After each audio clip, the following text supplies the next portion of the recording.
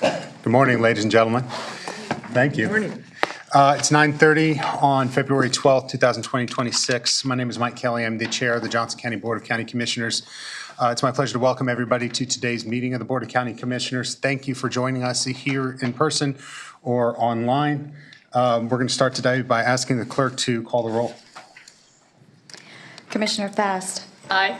Commissioner Myers. Myers, aye. Commissioner Brewer. Brewer here. Commissioner Hanslick. Hanslick here. Commissioner Ashcraft. Here. Allenbrand, aye. Chairman Kelly. Aye. All are present. Would those who are able please join me and stand for the Pledge of Allegiance? I pledge allegiance to the flag of the United States of America and to the republic for which it stands, one nation, under God, indivisible, with liberty and justice for all.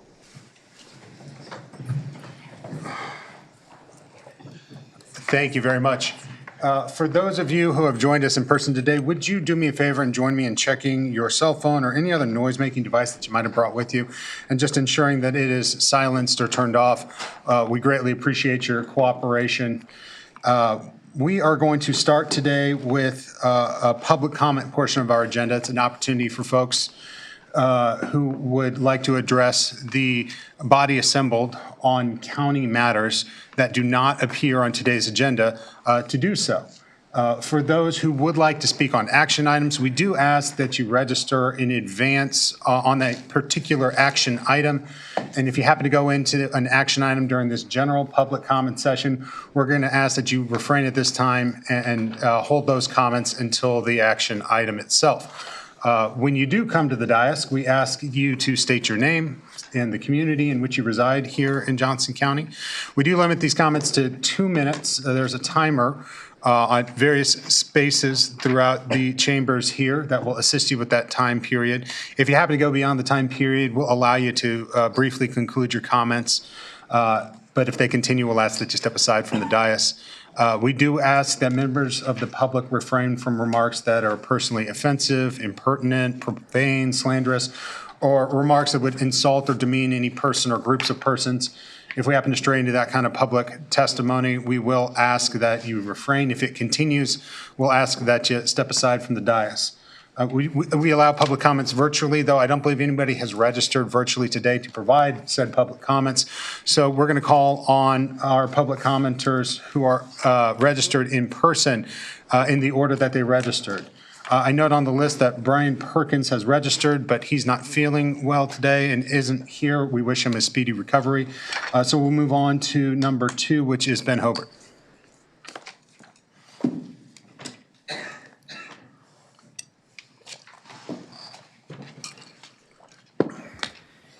Ben Hobart, Westwood Hills. Chairman Kelly and Commissioners, my comments relate to your ad hoc housing work group. After your January 8 meeting, Mr. Norris initiated a conversation with me regarding my public comments about your ad hoc housing work group. He said I was wrong when I stated that the group's meetings would not be open to the public. They would be open to the public and minutes would be taken, but there would be no recording. I asked then, could other commissioners sit in as observers but not participants along with the public? He said yes. I asked, since these meetings are ad hoc and not scheduled consistently on a particular day, what notice would be given of the meetings? He said you had not figured that out yet. I stand corrected. I am glad that the ad hoc group meetings are open to the public. What advance notice will be given so I don't have to check your calendar every day? My comments about creating a second class of board members evidenced itself at your February 5th study session. The chairman and ad hoc group members made reference to materials, including a matrix, that were distributed on January 29th. This data and framework had not been distributed to the other board members before or at the February 5th meeting. How thoughtless and rude. What if the shoe were on the other foot? From my observance, Commissioners Fast and Hanslick have been greater advocates of workable housing solutions for segments of the population than either Commissioner Brewer or Myers, yet they were excluded from the ad hoc group. Why? Thank you for receiving my comments. Thank you. Next, we'll move to Jeff Harkness.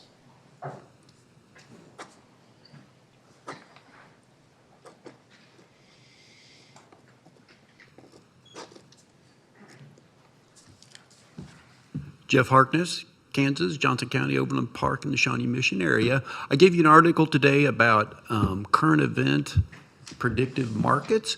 And the thing that got me in going into getting involved in the public was in 2012 when the Board of Trade moved Chicago from Kansas City. Now I'm hoping with all these changes, I know the CBOE was changing its format, going back to a binary format. I'm hoping maybe we can bring the CBOE from New York and Chicago back here to Lenexa and Wichita. Thank you. Thank you, Mr. Harkness. I believe that's all the comments that we have in this general public comment session. So at this time, we're going to move to notes for the record. And I want to note for the record that I will be signing the following. The first are agreements with the cities of Lenexa, Merriam, and Olathe for public improvements of Santa Fe Trail, Carter Avenue, and Quivira Road, respectively. Further, I'll be signing amendment number 1 to an agreement with the city of DeSoto for a preliminary project study of a stormwater management project known as Stormwater Improvements on 89th Street east of Kill Creek Road, KC-16-001. Also, I'll be signing an agreement with the city of Overland Park for a preliminary project study of a stormwater management project known as Kenneth Road and 151st Street Stormwater Improvements. And finally, I'll be signing an agreement with the city of Fairway for public improvement of Shawnee Mission Parkway, the north side, from Mission Road to Buena Vista Street. Thank you very much for those. At this time, we're going to move to our business session. We start with a consent agenda of routine items, though I have had a request for number 4 to be removed from the consent agenda, so we'll take that with the action agenda. Having heard no further requests and seeing no requests at this time for further amendments to the consent agenda, is there a motion to approve the consent agenda as amended, Commissioner Hansa? I move to approve the consent agenda as amended. Allenbrand, second. So moved by Commissioner Hanslick and seconded by Commissioner Allenbrand. Would the clerk call the roll then? Commissioner Fast. Aye. Commissioner Myers. Myers, aye. Commissioner Brewer. Brewer, aye. Commissioner Hanslick. Hanslick, aye. Commissioner Ashcraft. Yes. Commissioner Allenbrand. Allenbrand, aye. Chairman Kelly. Aye, that's 7 in favor and none against. Is that consistent with your count? It is. Very good, thank you very much. So we'll move to the action agenda as amended at this time, and we'll start with number 4, which is a project increase in the amount of $262,970 for the airport master plan update and for the reallocation and use of additional airport enterprise reserve funds. And I'll allow those who are on the consent agenda to step out. Thank you all very much for coming this morning. We appreciate it. Mr. Johnson, the director of the Johnson County Airport, is here to answer questions. Commissioner Brewer, you had asked that this matter be pulled. Are you asking for particular questions? Would you like to hear a presentation from Mr. Johnson? What's your pleasure? I didn't know I was going to have those options. Thank you. I wouldn't mind just a brief presentation, and then I had just one distinct question. Very good. Is that fine with you? Mr. Yes, Johnson? certainly it is. Okay. Thank you very much, again, Chair and Commissioners. Good to see you on this February morning. Okay, so the master plan update, really excited to be able to talk about this, especially in this arena, and how important it is to Johnson County and the Johnson County Airport Commission. Why is it important? Well, for 2 distinct reasons. One, it sets the stage for us to continue our partnership with our federal agencies and our state agencies to further seek and program infrastructure projects for both airports. The second thing really is for us, and for us as a community. By design and by intent, the numbers and the project authority that we're seeking is directly correlated with outreach. So we're going to see an increase in our communication and engagement. We're going to see an increase in the number of public meetings that we'll have into our communities. And then lastly, and I'm a little bit more airport specific, we're going to be gathering up additional technical data that will also help support our decision-making going forward. So really excited to have the opportunity to be here and share some of that with you. And thank you, and that really answered one of the two questions that I had, and one was, what precipitated the change in the estimate, and I was really happy to know that there was a real intentional in wanting to make sure we had the community involvement and outreach, especially since one of those executive airports is in District 3, and I wanted that preserved for public record, because I think it's important that we're being very intentional in the master plan around that.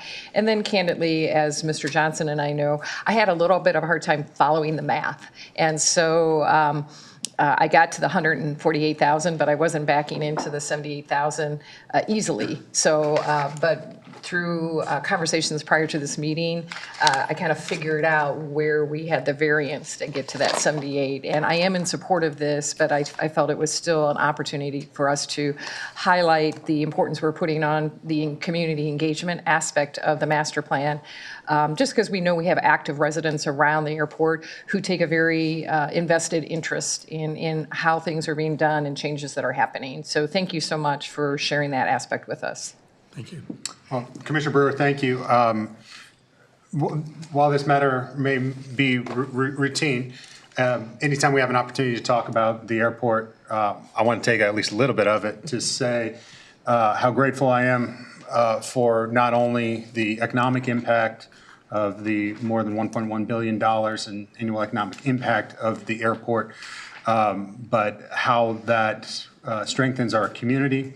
This is the busiest airport system in the state of Kansas, and in an aviation state, that's saying something. And as we think about what this airport system of airports, both airports, can be for our community, how they can not best serve those who are around the airport, but our entire region in a way that enhances our vitality as a community, the economy of our community. This airport plan is going to be incredibly important. We're going to be very intentional about this, and we're going to establish that vision for the future. I'm surely excited about it and looking forward to working with you on it. Commissioner Brewer, your hand is up. Do you have further comment? I'm Okay. just happy to make a motion when we're ready. Looks like we're ready. I move to authorize a project authority increase in the amount of $262,970 for a total project amount not to exceed $1,664,654 for the airport master plan update and for the reallocation and use of additional airport enterprise reserve funds in the amount of $78,396 for an amount not to exceed $148,480. Allenbrand, second. So moved by Commissioner Brewer, seconded by Commissioner Allenbrand. Again, thank you to our federal partners for our 95%, 5% split on this. And seeing no further questions, we'll ask the court to call the roll. Commissioner Fast. Aye. Commissioner Myers. Myers, aye. Commissioner Brewer. Brewer, aye. Commissioner Hanslick. Hanslick, aye. Ashcraft. Yes. Commissioner Allenbrand. Allenbrand, aye. Chairman Kelly. Aye, that's 7 in favor and none against. Is that consistent with your count? It is. Thank you, Madam Clerk. Thank you, Mr. Johnson. Thank you. We'll move on at this time to what's printed as item number 10 on your agenda and ask the clerk to read that into the record. RFP number 2025-043, consider authorizing a contract with Alfred Benesch and Company for services to complete the Marais des Cygnes River two-dimensional floodplain modeling project at a cost not to exceed $990,400. Jacob Askian from the Public Works Department is here to present the item. Welcome back, sir. Thank you. Good morning, Commissioners. Chairman Kelly, Jacob Askian, Public Works. As you may recall, the Stormwater Management Program, in coordination with our partner cities, is in the process of creating updated flood risk information throughout Johnson County. The county's current effective floodplain maps were adopted back in 2009. However, the data that was used to generate these maps dates back to the early 2000s.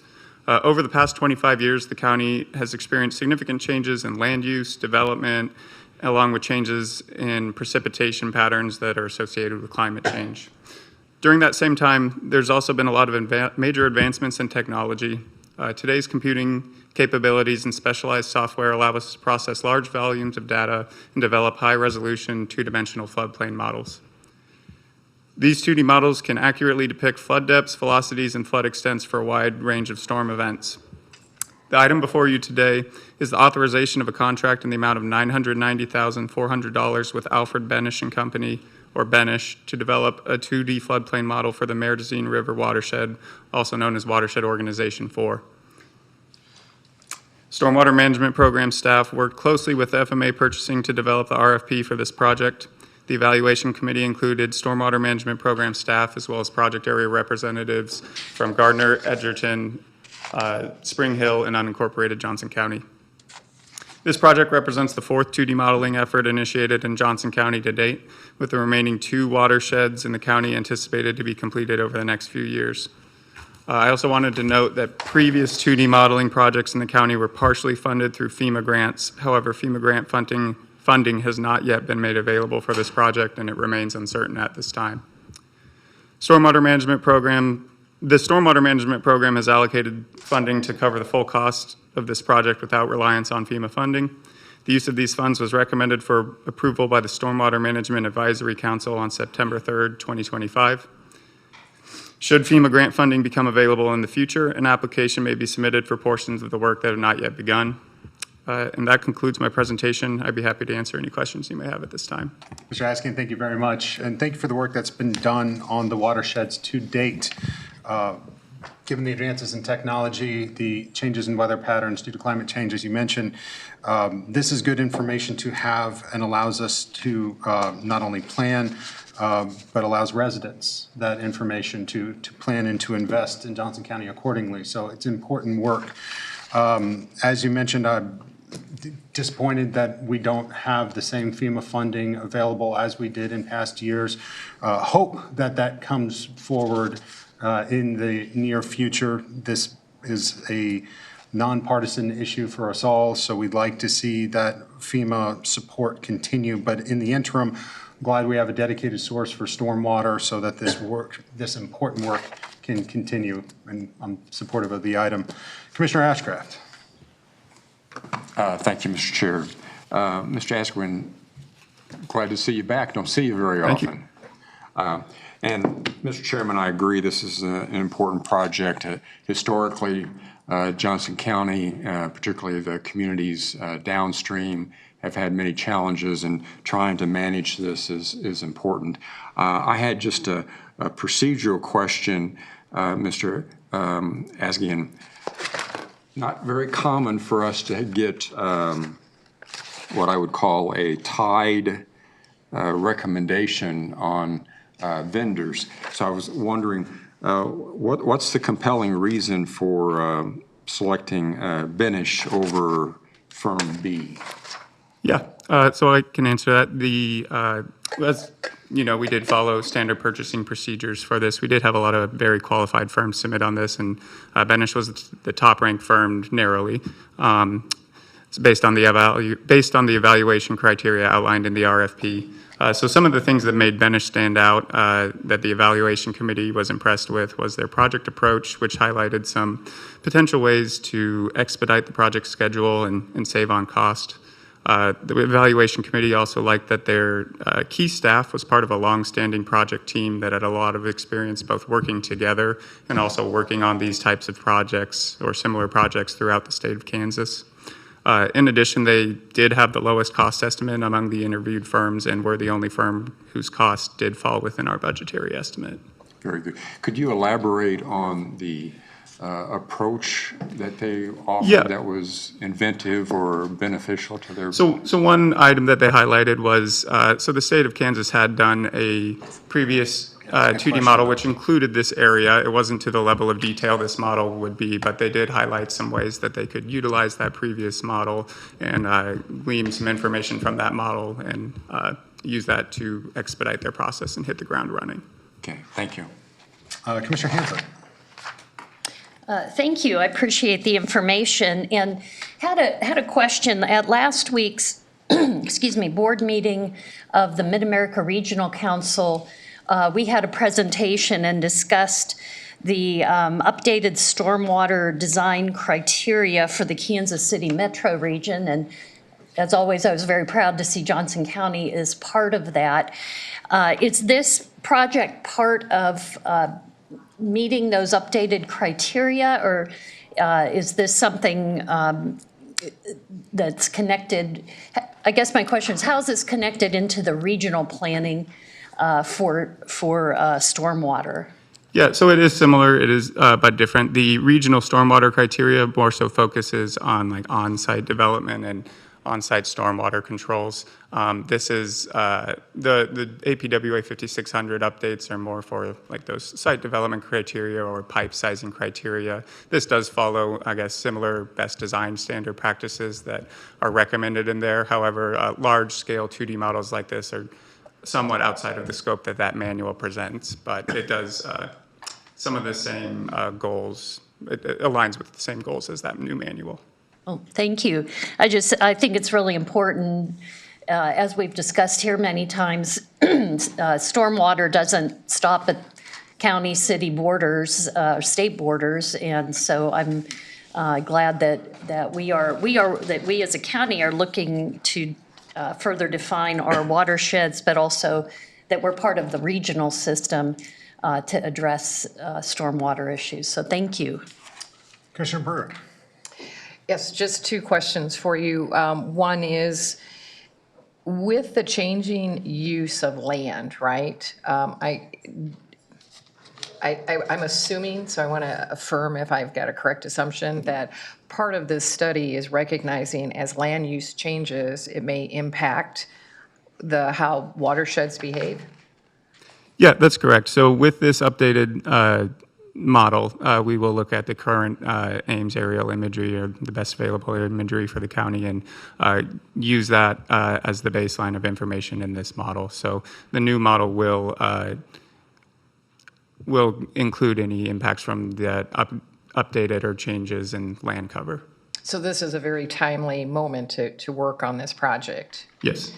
And then I appreciate your noting in the funding overview that although right now FEMA funding is uncertain, you're still actively pursuing grant models that in the past have been dedicated to this type of work, and that there's a reimbursable option back to the fund if in fact you're successful. I do think it's mindful. We just had two this is our second conversation where federal funds play an important role in infrastructure work in a local community, and in the airport master plan, that 95% out of federal grants allow us to do the work we need to do.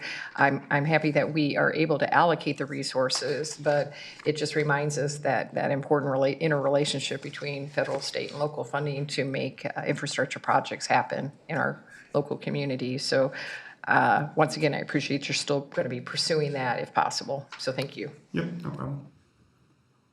I'm not seeing further questions at this time. Is there a motion that someone would like to make on the topic? Commissioner Hanslick? Excuse me. I move to authorize a contract with Alfred Benesch and Company for services to complete the Marais des Cygnes River two-dimensional floodplain modeling project at a cost not to exceed $990,400 per RFP number 2025-043. Allen Brand, second. So moved by Commissioner Hanslick and seconded by Commissioner Allen Brand.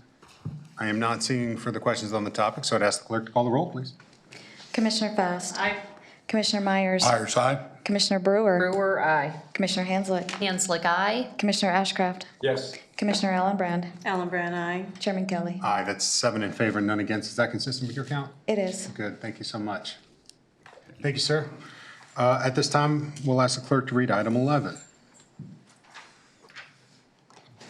Consider authorizing the purchase of various fleet vehicles and equipment from competitively solicited contracts in an amount not to exceed $5,649,035. Chris Butler back with us on the topic. Mr. Butler, welcome back. Good morning, Board. This is our annual request for purchase of vehicles and equipment through our fleet fund and through a few other various departments. A little background, back in 2018, Fleet Services began to manage the Fleet Equipment Reserve Fund. As part of the development of that fund, most of the departments agreed to transfer assets into that fund and agreed to one-time and ongoing deposits into that fund to help support those ongoing needs for equipment and vehicle replacement. Fleet Services utilizes cooperative bids and proposals for the purchase of various pieces of equipment. Prior to purchase, Fleet always goes out just to make sure that those bids and quotes that we are getting up from those contracts represent the best value to the county. And we will make purchases outside of those contracts within purchasing policy as we see fit, and we've done that year after year. We meet with our end user departments to ensure that the vehicles and equipment that we are purchasing for them meet the needs of those departments and the delivery of services to their stakeholders. The purchase of alternative fuel vehicles are considered on a case-by-case basis. That includes plug-in hybrid electric vehicles, compressed natural gas, and fully electric vehicles.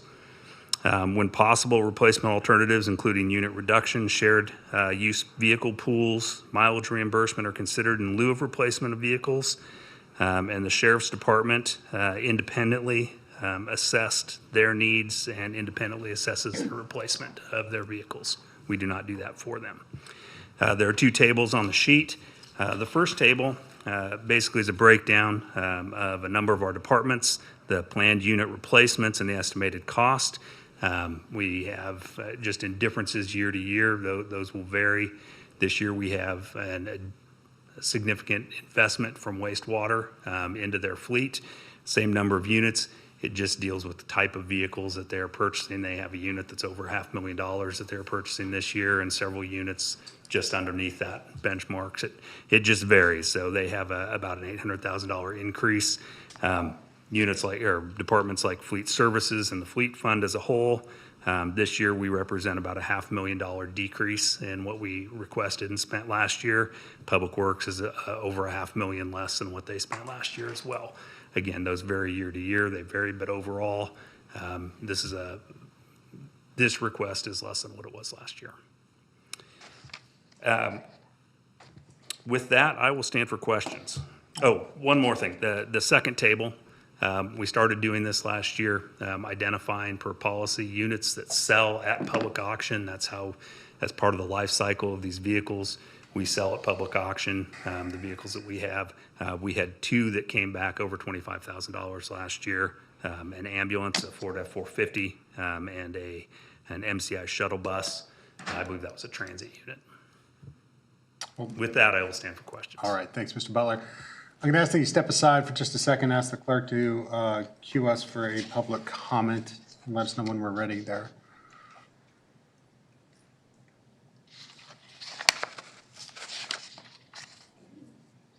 One registered public commenter on this item, so we welcome Galen Van Horn.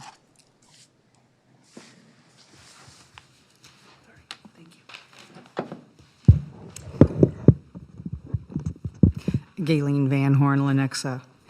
Well, when I read this, I was very concerned about the amount that we're spending and per vehicle.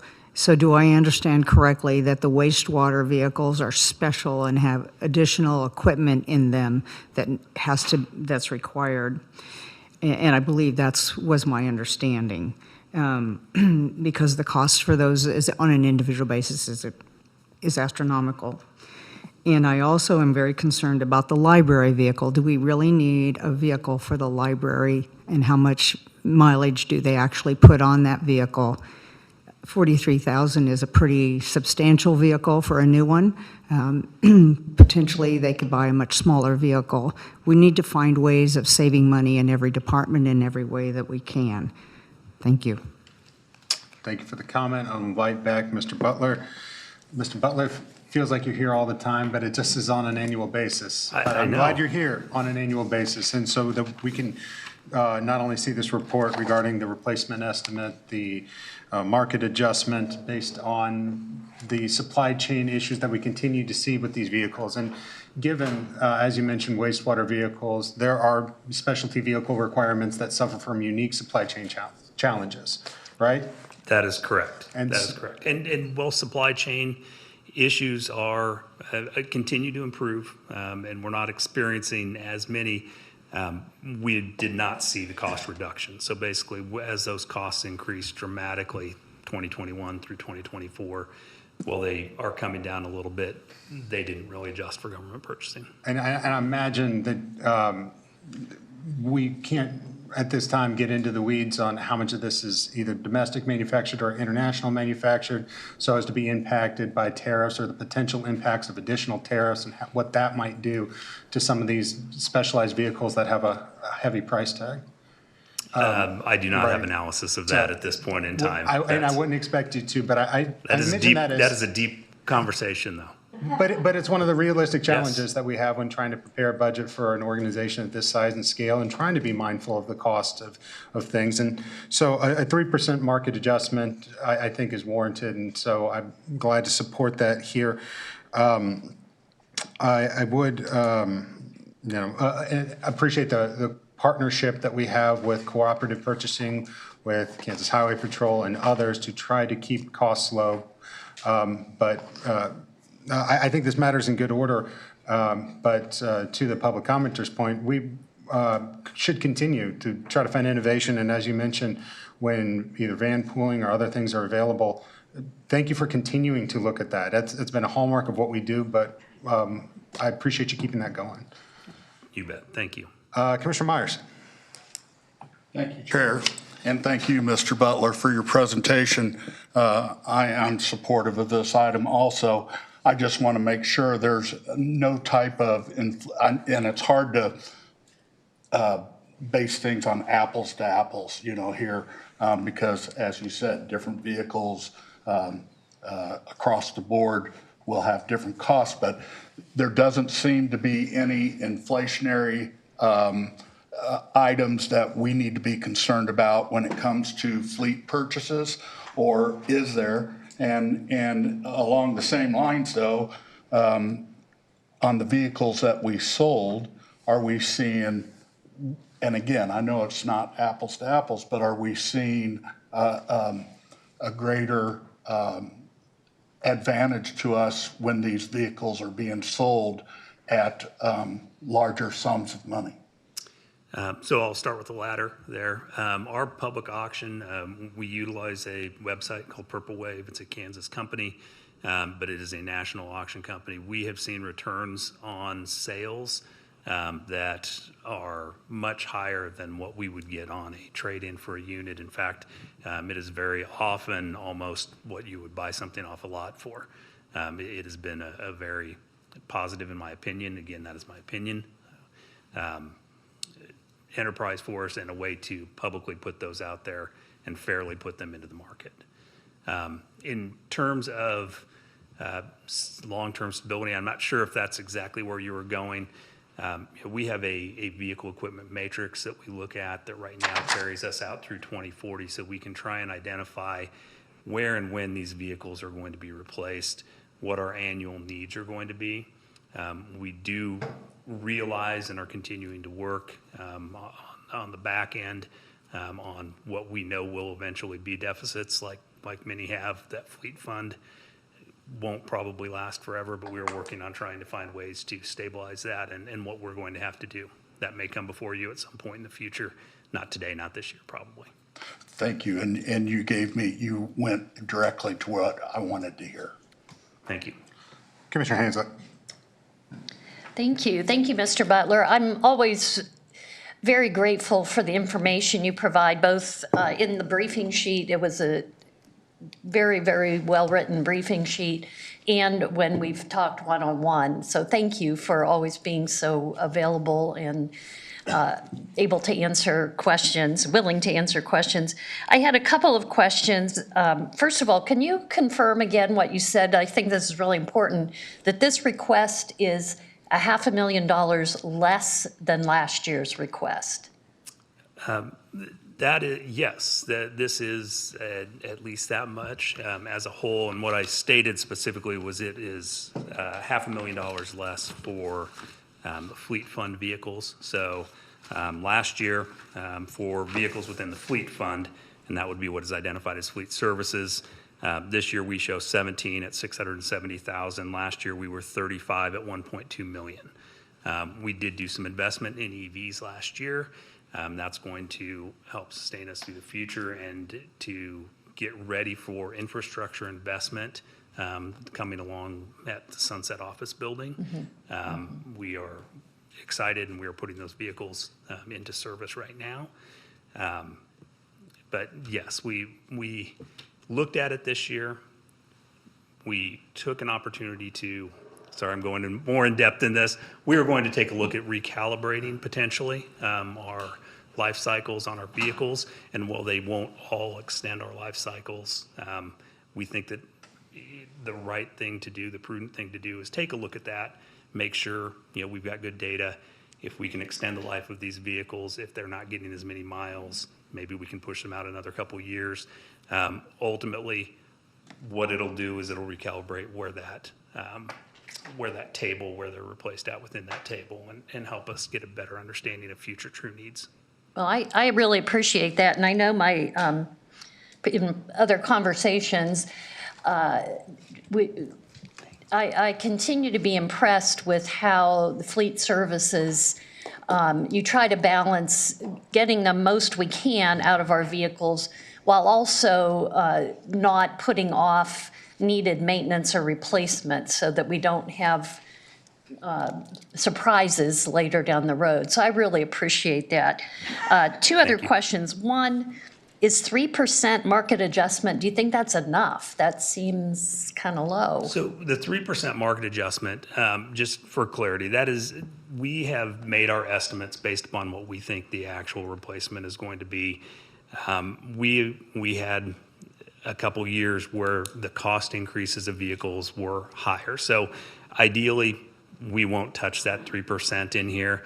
That just keeps us from having to come back and say, hey, we need to come back to you because we're over our mark.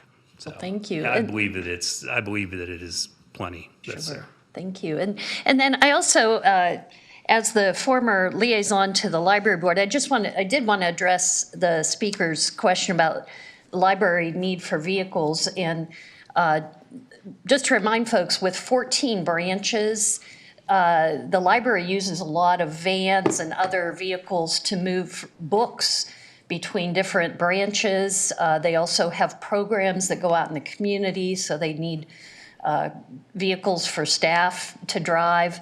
And I know I, for one, am very grateful for that because as anyone can who holds a library card, you can ask that a book be put on hold and have it available at the library of your choice, so the one closest to you. So if the book you want is out at Monticello, you don't have to drive out there to get it. So that's why we have the need for library vehicles. And don't know if you have anything else to add to that, Mr. Butler. No, sir. No, ma'am. Thank you. Commissioner Ashcraft. Thank you, Mr. Chairman. Commissioner Hanslick, thank you for that clarification. I was kind of wondering the same thing, so I appreciate that. I was just going to offer, I've had the pleasure to remember when Mr. Butler was first hired to be the fleet manager with Johnson County. In those days, the acquisition and disposition of vehicles was, how should I say, decentralized and haphazard and sporadic and not necessarily, my opinion, value-driven. The efforts of Mr. Butler to bring that all together have been phenomenal and I think successful in large measure. A couple of clarifications. I understand the sheriff does not participate directly in your efforts.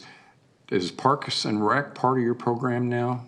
Parks and Rec is not. So airport, Parks and Rec, sheriff, they are not within our realm for fleet, Well, for either maintenance management or purchasing. I would hope that we continue to have conversations, making sure that we are leveraging any cost beneficial opportunities with those groups, because I realize they have specialized needs and specialized programs, but I would also submit that wastewater does too, and their inclusion in your efforts, I would submit, have been successful.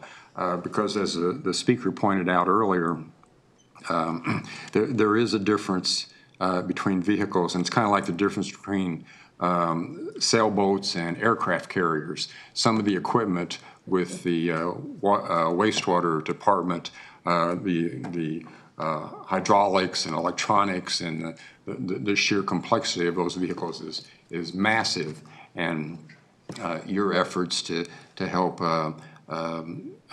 guide those acquisitions are important and recognized. One elaboration, if you could, though, under the analysis, you indicate that there are other sources considered in solicitations. Could you elaborate on that? What do you do to help ensure that the value proposition for these acquisitions is maintained? Sure, I can provide an example. So we will go out and we'll utilize the contract as a whole, and we will solicit the vendors within our contract, and we may have multiple vendors for the same brand or same type of vehicle. After we do that, we essentially do a market check.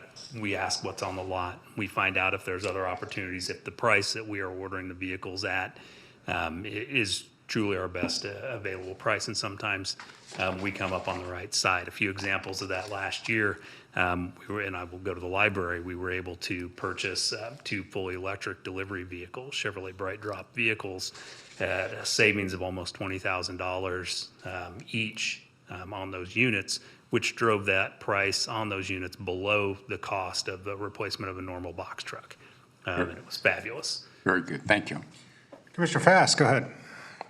Yes, I was following up with, on Commissioner Ashcraft. I remember my first year in the commission, everybody was doing their own thing. So is there conversations with the other departments to bring them in to the pool or not yet? There have not been conversations for a period of time. Sheriff has their own staff taking care of vehicles, their own maintenance staff as well taking care of vehicles. Parks and Rec is doing their own as well. Airport is another department that kind of has their own. We have not had ongoing discussions for a number of years with them. The other thing, can you address, I just looked up the inflation, like of my vehicle since 2020, it looks like inflation in 5 years of new cars is like 30%. Like, it just blew me away that my car that I bought in 2020 is now $15,000 more in 2025. So, I mean, and used cars, it was like it's saying they've gone up 37%. I mean, are you seeing that sort of inflation over the last 5 years? We saw that inflation over the last 5 years, and we actually got hit a little bit harder where that inflation for general public was up to 30% in cases. We also had discounts that we were getting prior to that for government purchases as a whole. So we may have had $7,500 under sticker or $10,000 under sticker, and those went away when those cost increases came back. So as everything else went up, we also had lost the incentives that we had on a lot of the purchasing contracts. Commissioner Myers, how about a motion? Thank you, Chair. I move to authorize the purchase of various fleet vehicles and equipment from competitively solicited contracts in an amount not to exceed $5,649,035. Ellen Brand, second. So moved by Commissioner Myers, seconded by Commissioner Allen Brand. Commissioner Brewer, further questions or comments? Just a question, just a clarifying question. So we've talked at length about certain departments that are not participating kind of in this fleet service pooled process, but yet Sheriff is on the grid. So help me understand that, the statement, and then why Sheriff is on the table. Sure. So we do reach out. We reach out to them to identify what this ask is. They have budgeted. These dollars are budgeted. This is a request to purchase. We consolidated that so that you don't see them coming directly in front of you. We do work with these departments. We're just not fixing their vehicles or paying for the vehicles that are there. They do have their own independent. So just a follow-up for clarity. So there could have been, if the airport was doing some replacement vehicles and when you reached out to them, that could have been on this list as well, just to capture it into one, same with the parks? It could have been on there, and we have Okay. not done that. I will look into doing that in the future. Okay, I appreciate that. Thank you so much. All right, seeing no further questions at this time, would the clerk call the roll on the pending motion from Commissioner Myers? Commissioner Fast. Aye. Commissioner Myers. Myers, aye. Commissioner Brewer. Brewer, aye. Commissioner Hanslick. Hanslick, aye. Commissioner Ashcraft. Yes. Commissioner Allenbrand. Allenbrand, aye. Chairman Kelly. Aye, that's 7 in favor and none against. Is that consistent with your count? It is. Very good. Thank you very much, Mr. Butler. Thank you. And at this time, would the clerk read item 12 into the record? Consider adopting Resolution Number 023-26 and conduct a public hearing for the consolidation of the East and West Consolidated Zoning Boards into a single Consolidated Zoning Board and establish the qualifications and appointment process of board members. All right, at this time, we will open a public hearing on the resolution number 023-26 and welcome Sean Penley from Planning to provide a brief presentation. Thank you, Mr. Chairman. Good morning, Commissioners. Sean Penley, Planning Department. This is an update. As you recall, we had a committee of the whole meeting on November 20th, 2025, and then also again on January 15th regarding this subject as for a proposal to consolidate the East and West Consolidated Zoning Boards and establish the qualifications and appointment processes for board members. So as we discussed at the last committee of the whole meeting, staff presented some details regarding the consolidation of these boards, and the board did direct staff to prepare a resolution for consolidation. We did have the presentation on January 15th. I'll just give a highlight really quickly, recap the details. So this resolution will establish a single consolidated zoning board consisting of 9 board members. All of the members shall reside within the unincorporated area of Johnson County. This is a detail that we clarified, and it is in the briefing sheet and resolution. We wanted to clarify that, though, as far as the residency requirements. The appointments will consist of 3 board members to be appointed from the 6th District Commissioner, 3 board members from the 3rd District Commissioner, and 3 board members from the chair. And for the chair's nominations, at least one of those members shall be from the 3rd District and 1 member from the 6th District. This will help to establish that balance as we discussed at the committee of the whole meeting. And so that was an update that we did want to clarify, so we did provide an updated briefing sheet and resolution to clarify that. So if this resolution is approved, the effective date of the new Consolidated Zoning Board will follow the appointment of new board members. And the anticipated first meeting date of the new Consolidated Zoning Board is May 6th. The East and West Zoning Boards will continue meeting through April until that new board is seated. In addition, we did also discuss at the last committee of the whole meeting, a separate update will be provided for the Planning Commission nomination processes. That will follow the new board appointments. In addition, new bylaws will be established for the new zoning board and planning commission, and that will be brought forward for a separate update as well. So following approval, the new board members need to be nominated by the respective board members, and those appointments will be approved by the board. That concludes staff's presentation. Happy to answer any questions. Mr. Penley, thank you very much. I'm going to ask that you step aside at this time. This is a public hearing, so anybody who would like to comment regarding resolution number 023-26 is welcome to do so at this time. Would anybody like to comment? Seeing no comments, I'm going to close the public hearing and invite discussion from the board on this topic, starting with Commissioner Allenbrand. Thank you, Chair. Mr. Penley, it's an exciting day. This is going to be, we've been talking about this for some time, for the last 5 years, and consolidating down is going to be more cost effective. It's going to be more effective for staff and also for board members. So I really appreciate all the work that you and your staff have gone through, and we're down to countdown. So this is exciting. And Chair, when you're ready, I have a motion for you. Very good. We'll come back to you for that. Commissioner Burr. So I'd like to also pass along my compliments to the planning department. I appreciate it.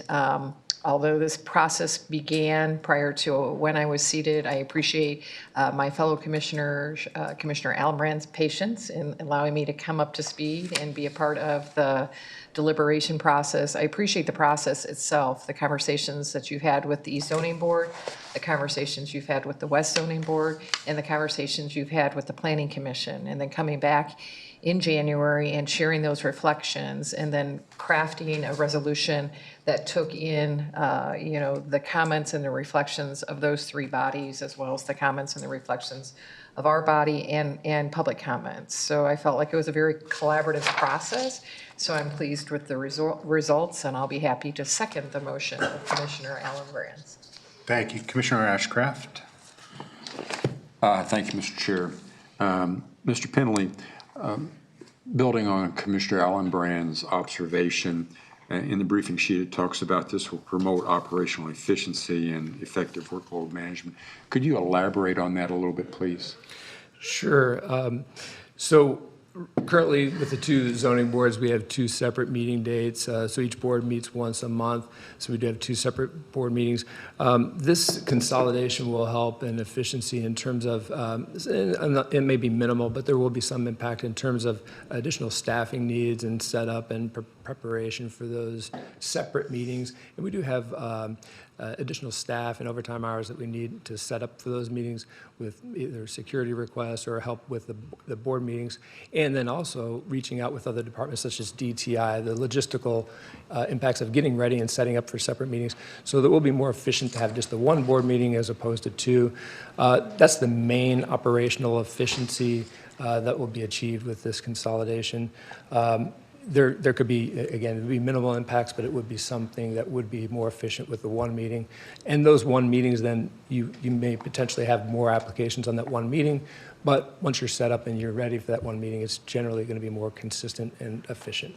Okay, thank you. Thanks very much. I'm not seeing other questions on it at this time, so I'll go to Commissioner Allen Brand for her motion. Thank you, Chair. I move to adopt resolution number 023-26 to consolidate the West Consolidated Zoning Board and the East Consolidated Zoning Board into the Consolidated Zoning Board and to establish the qualifications and appointments of process of members to the Consolidated Zoning Board. Brewer, second. So moved by Commissioner Allen Brand, seconded by Commissioner Brewer. Commissioner Ashcraft, I just want to ensure that you didn't have further comment. You had a hand up sign, but I think you've made your comment, so I think we're good. That was in All good, just wanted to make sure. So seeing no further comments at this time, I'd ask the clerk to go ahead and call the roll on the motion pending. Okay. Commissioner Fast. Aye. Commissioner Myers. Myers, aye. Commissioner Brewer. Brewer, aye. Commissioner Hanslick. Hanslick, aye. Commissioner Ashcraft. Yes. Commissioner Allen Brand. Allen Brand, aye. Chairman Kelly. Aye, that's 7 in favor and none against. Is that consistent with your count? It is. Very good. Thank you, Mr. Penley. We'll move on at this time to item 13, and would the clerk read item 13 into the record?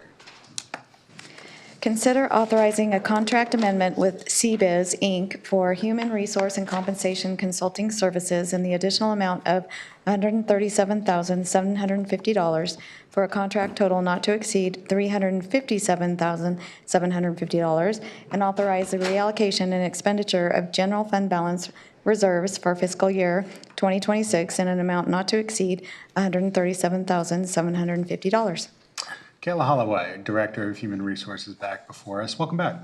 Thank you. Thank you. Good morning, Commissioners, and thank you for the opportunity to brief you today.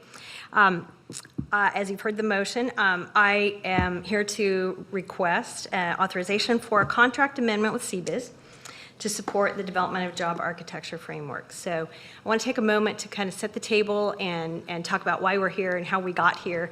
As you recall, in February of 25, the board approved an engagement with CBIZ to conduct a comprehensive HR review of our systems with that contract not to exceed $220,000.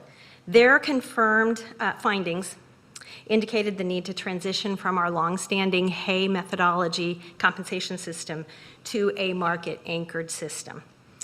A key component of that and key recommendation from that review was to develop a job architecture framework to support competitive pay, internal equity, and clear career progressions. So let me talk a little bit about what job architecture is. Plainly stated, job architecture is a structured way to organize all of the jobs in the county and in the organization into logical groups. And those groups include job families such as finance, IT, human resources, public safety, infrastructure, all of the different areas and functional areas that we have in the county. And then to align those jobs along functional disciplines as well as levels of responsibility within the organization. The structure matters here because it creates clarity for career advancement for employees.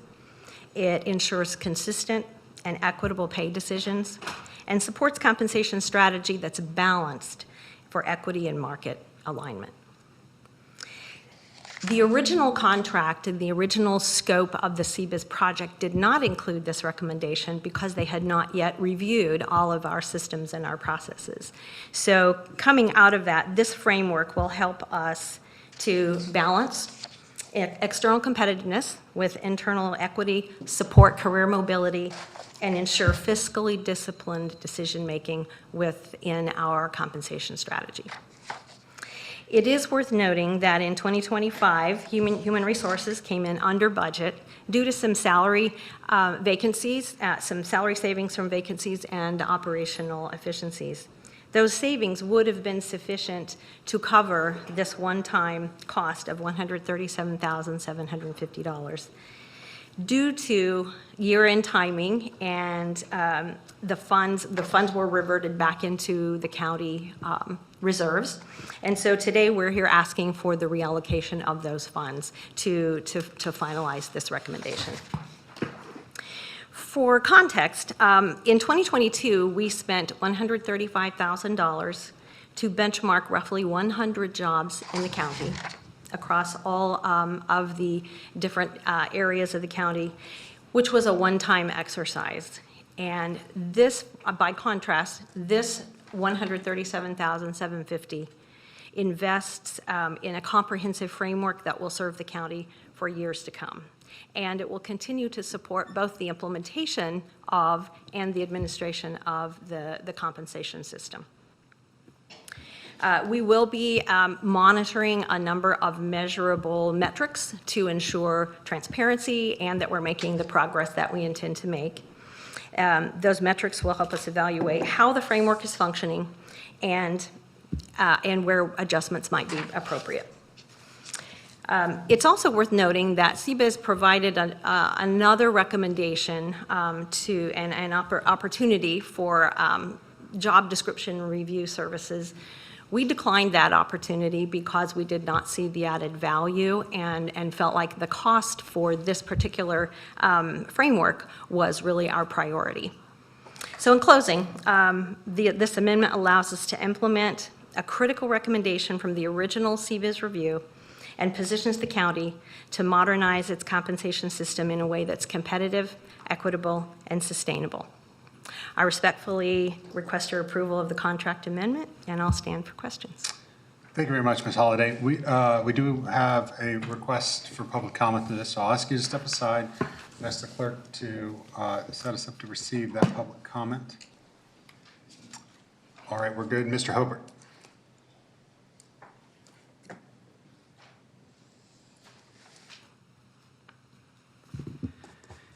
Ben Hobart, Westwood Hills. Chairman Kelly and Commissioners, I find the proposed 63% cost increase to an exception to competition contract with CBIZ regarding HR matters to be ill-advised for the following reasons. One, the Hay grade system already incorporates market-based comparisons in its framework. There's no need for an entirely new method of salary determination to be implemented. Two, the Hay grade system currently used is widely accepted, employed, and receives high marks. Three, this strikes me as a means to further inflate salaries for what are largely administrative positions. Are you proposing major salary changes with the reference to, quote, standardized special pay plans to address unique pay scenarios countywide in your briefing sheet? Four, the base contract with CBIZ was granted a full year ago. An amendment to materially enlarge its scope at this juncture on a non-competitive basis sets an ill-advised precedent. Five, a 63% increase to a non-competitively bid contract is offensive. Six, the bold bullet points benefits in your briefing sheet are already met in the current Hay grade system. The county has given generous pay increases over the last 2 years under the current system. There is no reason to divorce from a proven system.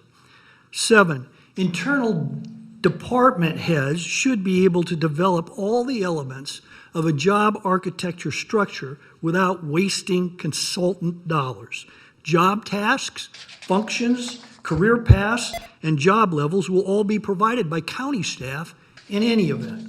This proposal should be rejected, and the county should remain under the Hay compensation methodology. Thank you for receiving my comments. Thank you, Mr. Hobart. Welcome back, Ms. Holliday. Holloway. I'm already on spring break. Forgive me. Thank you for the presentation, and thank you for bringing this to us.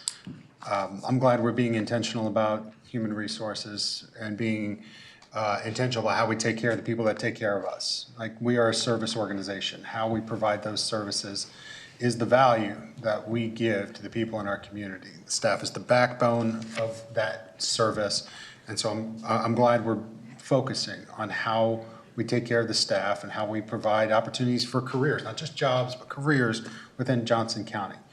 My question is more about timing. I've looked at the proposal from CBIZ. I probably missed it. Help me understand why now and what's the timeline for this job architecture framework?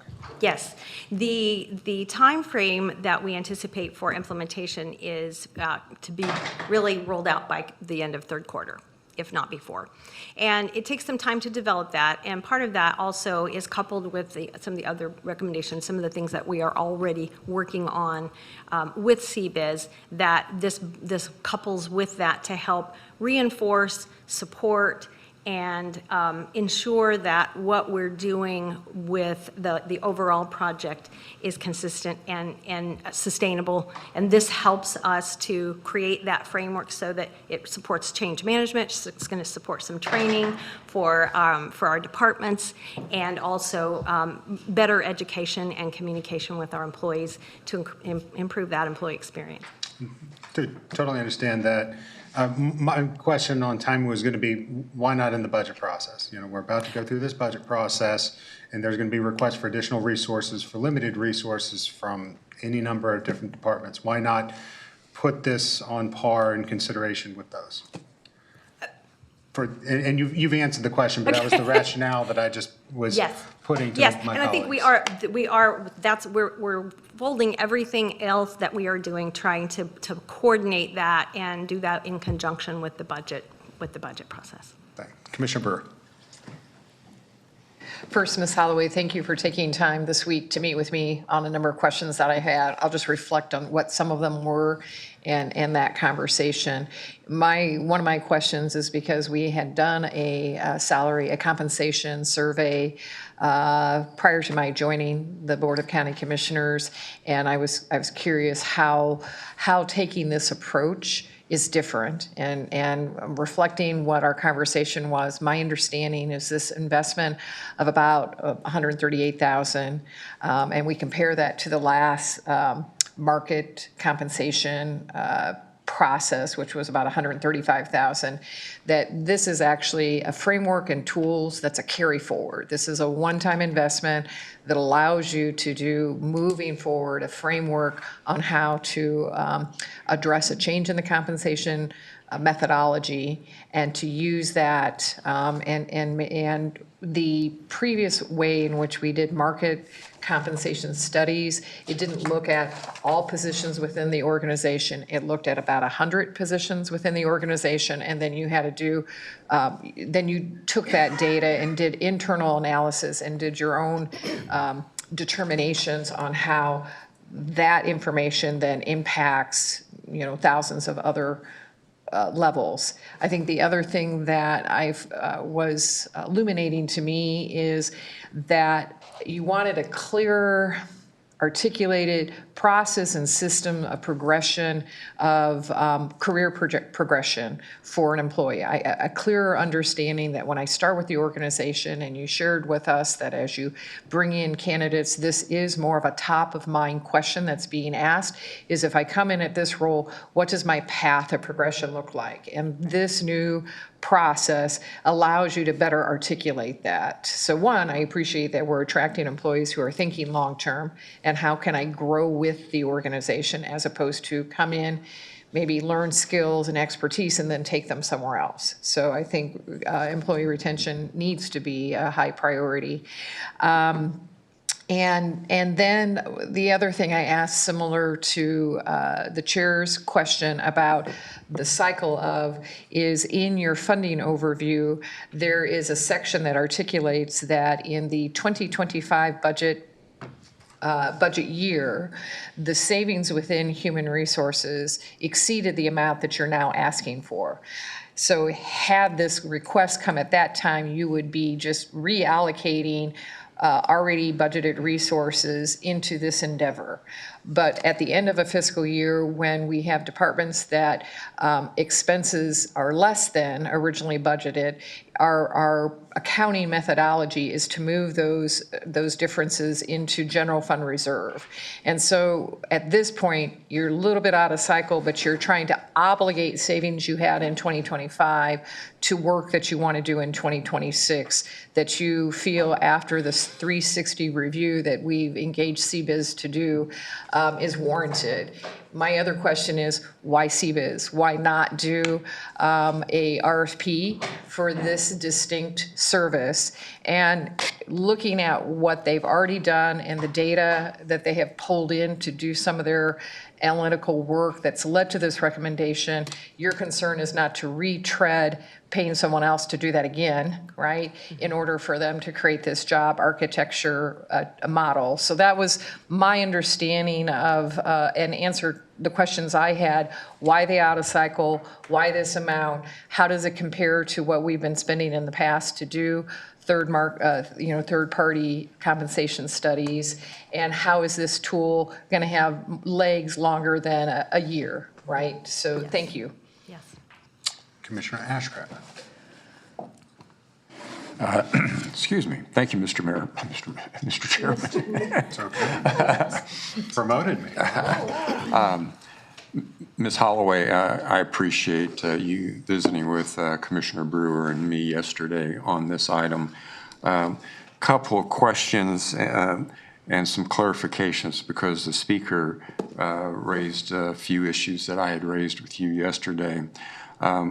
Being somewhat familiar with the Hay system myself, by moving to this new architecture promoted by CBIZ, how do we guard against it inflating particularly executive salaries when we make comparisons?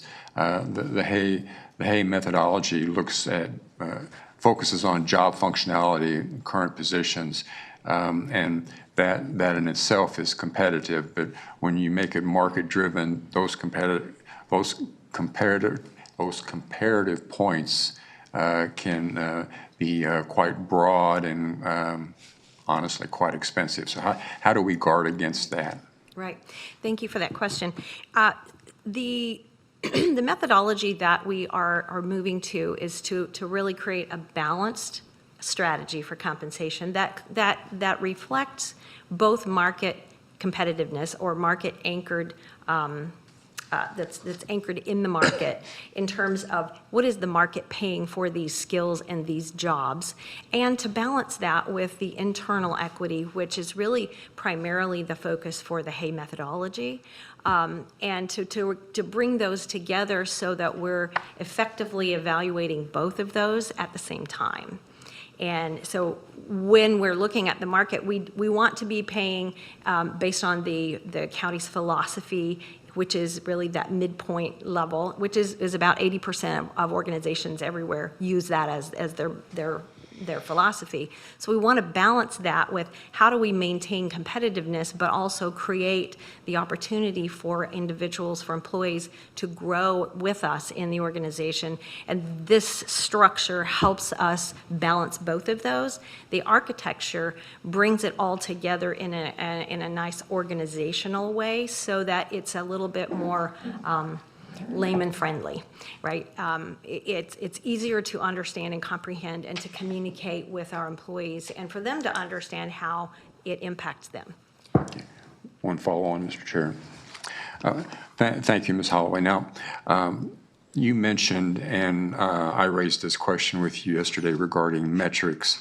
In CBIZ's proposal, it talks about clients will see job acceptance rates improved, attract higher caliber talent, reduce turnover, greater trust, and a number of other metrics. I had asked yesterday, where are those metrics? And I was a little unclear in terms of what we have as a baseline and what we're expecting to see after we, if we assume this proposal. Will we see turnover rates halved, job satisfaction improved 10%? And I'm not trying to be silly. I mean, I just don't know. What are we hoping for here? What are we expecting? Yes, we'll be monitoring a number of metrics to both to understand how is the model functioning, how's it working, and where do we need to make mid-course corrections to ensure that we're optimizing it. But I think we're fortunate here at the county. Everyone in the world experienced an unprecedented labor market in 22 and 23. We were not immune to that, and so we certainly went through that same experience as many of our competitors and many of our peers.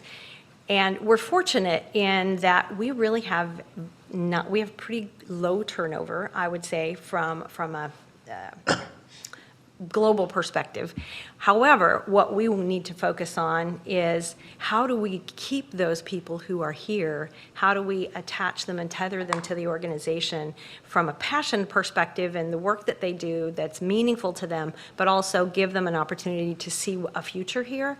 So a lot of the things that we're going to be doing are looking at how do we create better, clearer, more definitive career paths that both help the employee to see their future here, but also ensure that what they're doing continues to contribute in a higher and better way to the county and to the work that we do. So that we'll be focusing on those things, as well as looking at career mobility, looking at internal equity, which are things that we already monitor. We'll continue to look at those to see how are they fluctuating, are they improving, are they staying the same? And then, of course, we do an annual engagement survey where we're asking our employees, how are we doing?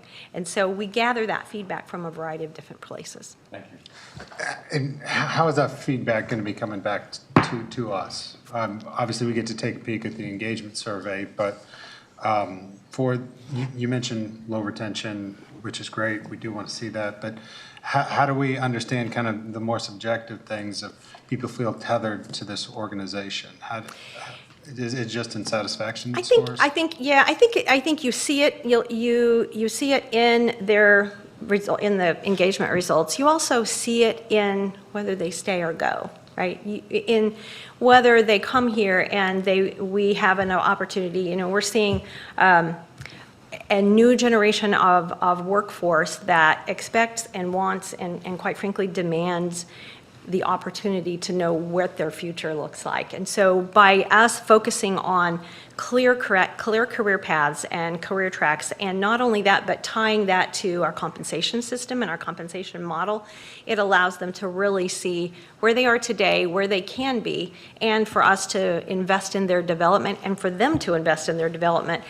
It happens over, I would say, organically over time.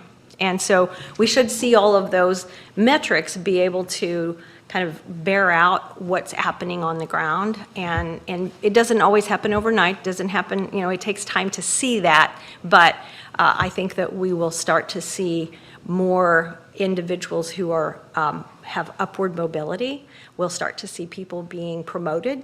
We'll start to see more people going through a career progression process that's formal, that allows for them to grow in their career. So I think we'll start to see some of those metrics shift over time. Okay. Annual report to us, 6-month report. How do we expect, can we expect to see that? We can discuss that, and you can let me know what you'd like to see. We're happy to put some things together for you. And Chairman, I plan to report some of those in my updates as well. Just on an ad hoc basis? or- As part of my goal reporting to the board, annual basis and 6-month review. And also, I give updates beyond those 2 points when there's significant things to report or kind of progress in various manners. But if you want to see it more formally, more than 6 months at a time, I'm happy to do it. Okay. Commissioner Hansley. Thank you, Mr. Chair, and thank you, Ms. Holloway. You've been busy this week because you also took the time to talk with me yesterday, and I appreciated that you clarified for me that this request is actually not because there was an unexpected cost related to the original contract. It's because to implement the recommendation that resulted from the original contract. So that helped me a lot to know that even though it's now being rolled into that original cost, it really is the result of the recommendation. Secondly, I think I appreciate and support moving to the new system because as we learned when we did our last salary survey, both internal and external equity and competitiveness is critical. And the cost of losing and having to rehire and retrain employees is significant, both in real dollars and in the loss of skill and experience. So as I'm thinking about this, and we know that having a career path and feeling that you are being paid a competitive salary are two really important things to attract and retain people. So I think it's really important that we be able to show our employees that that is our goal, that's what we're working on. So to that point, there were some questions about how to measure that. And you mentioned one, the retention rates, and that's something I'd like to see reported back. How are we doing on our retention? And then also, how long does it take to fill positions with qualified applicants? What's the measure of time? How many applicants are we getting compared to what we might expect? And to me, that's really critical, because if people don't want to work here, then we need to revisit a few things. But those are the two measurements that I think are really important. So thank you. Thank you. Commissioner Myers, my apologies. Thank you, Chairman. And thank you, Ms. Holloway, for your comments and your presentation. It's wonderful to you commissioners. You've already asked some of the questions that I was going to ask, but I do have a comment that I think is important. You know, this board worked very hard to get to this market-based pay structure, market anchored at 50 percentile. And I know that's just one piece of what we're talking about, but that's a very important piece, I believe. We don't want to see ourselves going backwards. We fought hard to get to this point, and it made a difference. And we don't want to see ourselves taking steps backwards. So that's my comment on this item. Otherwise, I agree. And thank you for your questions and your comments, board members. Thank you. Commissioner Brewer, I don't think she's had a chance. I have just a quick question. I'll come back to you. Okay. Commissioner Brewer. Yes, just an observation and a question. One, we often talk about market rate as putting us higher and higher in pay. I do have to observe, as somebody who started my career in the 80s, that wasn't my experience because we were in a recession. And I was referenced oftentimes that the career path I had at the time was a dime a dozen. So it can cut both ways. But I do have a question. We, as a week or so ago, we had our fiscal health study session. And in that fiscal health study session, county manager did share that we were going to be holding vacant positions and not filling as part of a proactive way to manage our resources. And so we're doing this at a time when we're also at a time where we're not as robustly looking to fill vacant positions unless they're critical positions. So could you reflect a little bit on how doing this investment fits into that current landscape? Yes. So one of the things that we did with the CBIZ review, with the CBIZ project overall, is we wanted to try to have as static an environment as we could, right? For them to have time to do their work and their review. And so sometimes when you have a little bit less activity is the right time to implement and to create something that will improve your infrastructure. And that's really what we're doing here, is we're creating infrastructure with our jobs and understanding how do they fit into the organization, how do they fit into specific job families, functionally as well as levels of responsibility. That takes time, and so having a little bit slower recruiting season helps us to have the time and the resources and the capacity to implement that process, to get out and educate around it, so that when things come back around and markets go up and markets come down, right? So they're cyclical, and we know that, and so we know that there will be a time in the future where we need to be positioned and ready with everything that we're putting into place so that we're prepared for when things pick up. And I think this is a great time to be able to do that, because we're now in a place where we have just a tiny bit more capacity to be able to look beyond just how do we get this position filled today. And we still are recruiting, so we aren't stopping recruiting. We aren't doing anything different. We're just in a little bit slower season right now. And so I think, as you know, sometimes when you're trying to do something new and something else, having a little bit more capacity can be a great time to make sure that we implement it, that we do it right, that we take the time to educate and communicate with our employees around it. Commissioner Ashcraft. Thank you, Mr. Chairman. Ms. Holloway, just a clarification. Does this include a salary survey? The overall CBIZ, the initial CBIZ contract from 2025 included comprehensive review. It included benchmarking every job in the county, in the county system. This extension, is this a This extension is really, it's a framework for helping us organize the jobs themselves. Okay. It is not a subsequent salary survey. Kind of building off of some of the questions that have been asked, you talked about being ready with a framework when markets pick up and markets are cyclical. When do we expect markets to pick up? Is that the Q3 that you mentioned, or is it undetermined? Undetermined, if I had a crystal ball. I don't know that we know that. I think we're in a different kind of employment cycle than we were 3 years ago. We have to look at all of the factors, the external factors, and we're as good at that as anyone else looking at the economy and the other factors out there. So I don't know. I know that markets are cyclical, and I would expect that at some point it will pick up, and we want to be prepared and in a position where we have this framework in place and we have it tied closely to our compensation system and strategy. So I'm not an HR professional, so I hesitate to ask any of the in-the-weeds or detailed questions here for fear of putting my foot in my mouth.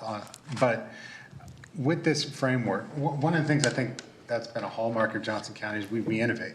You know, when we find that there's an opportunity to either be more nimble or to be more effective and get better outcomes for our residents, we do it. We use the word framework and it feels a little rigid in these kind of job positions.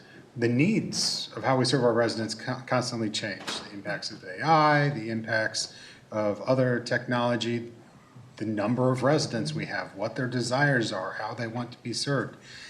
So I guess, how does this adapt to that pillar of innovation we have in the county? And for how long is this framework good?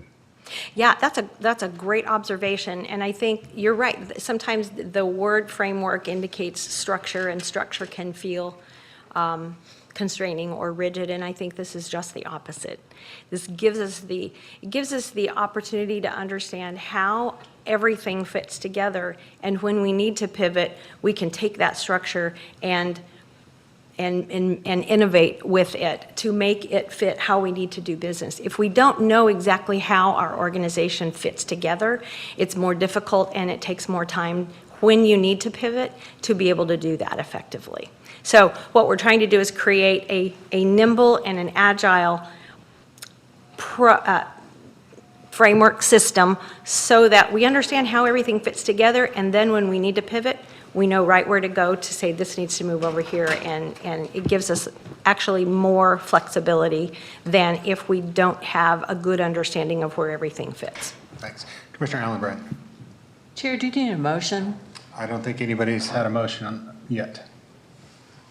So if you'd like to make one, go ahead. Thank you, Chair. I move to authorize an exemption to competition to amend the contract with CBiz, Inc. for human resource and compensation consulting services in the amount of $137,750 for a contract total not to exceed $357,750, and authorize the reallocation of expenditures of general fund balance reserves for fiscal year FY 2026, the amount not to exceed $137,750. Myers, second. Myers got you by a hair. So moved by Commissioner Allenbrand, seconded by Commissioner Myers. Commissioner Ashcraft, for the discussions, comments. Thank you, Mr. Chairman. Mr. Chairman, I think I understand, I believe I understand the framework that's intended here, yet I'm not persuaded that it's needed at this time, so my vote will reflect that concern. Commissioner Ashcraft, I can absolutely appreciate that. I think the amount of questions I've asked kind of shows that I'm struggling with this a little bit too. Not because I hesitate to support the work that Ms. Holloway does or our team, but just to understand what we're getting out of this. But at the same time, I see my role as being a policymaker. I trust our team. And in understanding that this is a tool that the team says that they need to be able to help us, I'm going to defer to the team on this one, but I just wanted to be stated that I do have expectations for what we can see from this not only now expanded CBiz study, but how we are implementing new practices within our HR department. And so I look forward to seeing that moving forward. I'm glad that this amount is within the budget that we've already allocated for the department within 2026. I have a little bit less heartburn about the timing of this, but I look forward to seeing how this is implemented and understanding better how we can support all of those who want to find careers with the team. Commissioner Ashcraft? Just a slight clarification. Apologies. Slight clarification. These monies are coming out of reserves, as I understand, not the department's budget. So based on the savings that have been, and you're right, because these have not been spent by the department based on the vacancies that they have, that the amount would be under the HR budget amount, though this will technically come out of reserves because that's where the savings are currently found. Right. Commissioner Burr? So Commissioner Ashcraft, I concur with some of your reservations, which is why, and I appreciate your kindness in allowing me to hop in on the meeting you already had scheduled with Ms. Holloway yesterday, so I could also, ask some of my questions. This is what I'm looking for in giving my support with reservations. Although I understand in our conversation yesterday that third-party compensation surveys are distinct and different than some of the tools that we'll be using through this opportunity, the 137,000, I would have an expectation that we would be more selective in when we need to use that third-party compensation tool, because this is supposed to equip us with a better understanding of not only looking at the internal variables in compensation, but the external variables in compensation. I really am going to be reliant on how this tool allows us to look at things such as vacancy rate and how long it takes to fill a position, such as internal growth capacity data to understand how we retain qualified employees and use their expertise to further the organization and the services to the community. So it's understanding that if I have expectations in how we perform going forward, I can't then not help support the tools to get us there. I do have to say, there's a great example that I just saw or experienced last week in touring Johnson County Developmental Supports, in having somebody who had spent 20 years in our DTI area and new technology happening at Johnson County Developmental Supports in utilizing 3D technology to create supports and tools for our developmental, our residents who avail themselves of developmental support services. And that person was able to progress into what he will say is his dream job. It matched his technical skills with his personal avocation, and he had the support of the organization to see that connection. And half of the excitement of what we were seeing in those grant dollars was the equipment we were able to buy with those grant dollars, but also to see this wonderful professional just having the passion to continue that work. And that's what I expect from that job architecture framework, is to see that level of competency, expertise, retention, and really having just that personal job satisfaction that we all benefit from when we have the right employee in the right position. So that's that heavy burden I'm putting onto this department when I think about my support of this one-time expenditure. All right. With no further questions, I'd ask the clerk to call the roll on the motion pending from Commissioner Allenbrand. Commissioner Fast. Aye. Commissioner Myers. Myers, aye. Commissioner Brewer. Brewer, aye. Commissioner Hanslick. Hanslick, aye. Commissioner Ashcraft. No. Commissioner Allenbrand. Allenbrand, aye. Chairman Kelly. Aye, 6 in favor, 1 against. Is that consistent with your count? It is. Very good. Thank you, Ms. Holloway. We're going to take a 5-minute break at this time. You're welcome, sir. I could see it on your face. Well, let's call it 6 minutes. It's 11:04. Let's be back at 11:10. Thank you all very much. We're in recess. I was actually thinking about pressing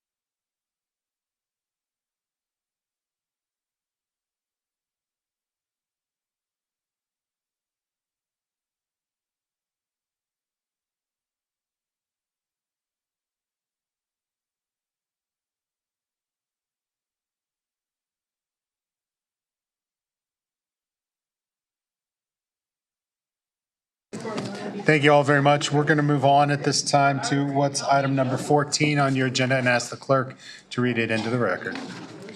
Consider authorizing the Mental Health Center to add 1.0 full-time employee, FTE, case manager for the city of Overland Park, Kansas, and authorize the reclassification of fiscal year 2026 mental health fund balance reserves authority in the amount of $101,500.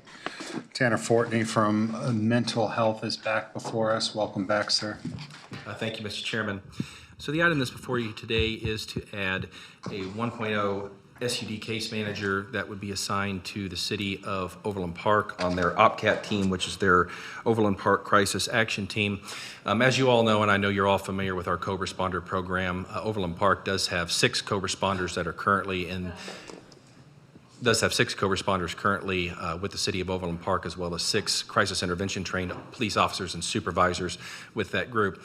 And while that program itself has been very, very successful, there's a lot of things that go on, not just as far as crisis stabilization and responding to individuals experiencing acute behavioral health crisis, but they also do a significant amount of follow-up and assertive outreach afterwards to try to help individuals get connected with resources that they may need to prevent a future incident.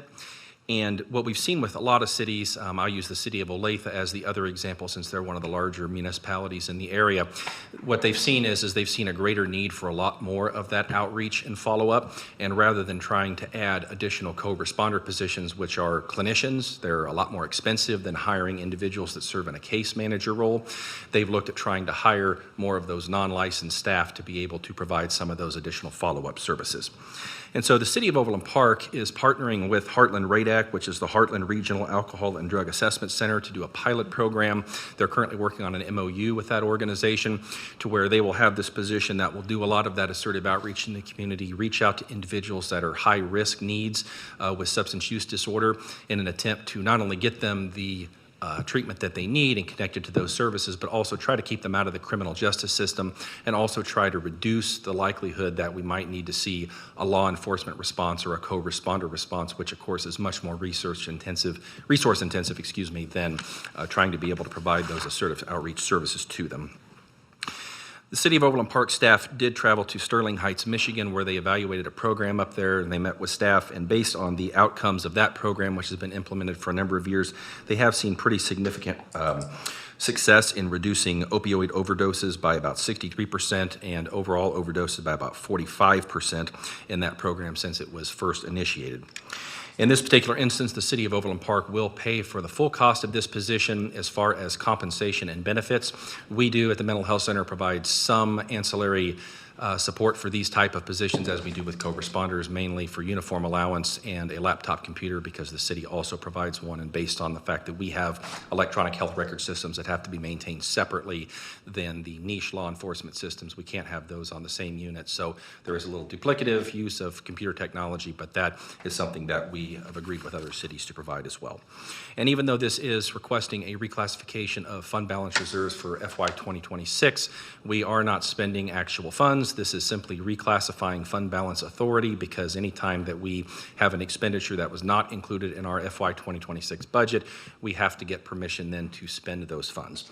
The $101,500 that we're requesting does account for the full cost of compensation and all ancillary costs of the position itself. It's unlikely in 2026 we'll spend that full amount because we're already partway through the year, and by the time the position is hired and brought on board, it probably won't be quite as much, but we are requesting the full amount.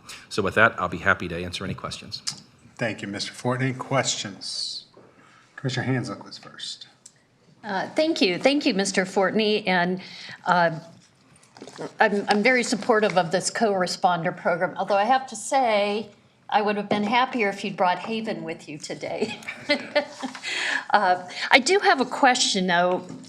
Being a licensed master social worker myself, I'm very sensitive about the use of unlicensed mental health professionals versus licensed. And can you tell me a little bit more about the qualifications to hire the substance use disorder case manager? Will this person have any kind of licensure or special credentials or experience in substance use counseling?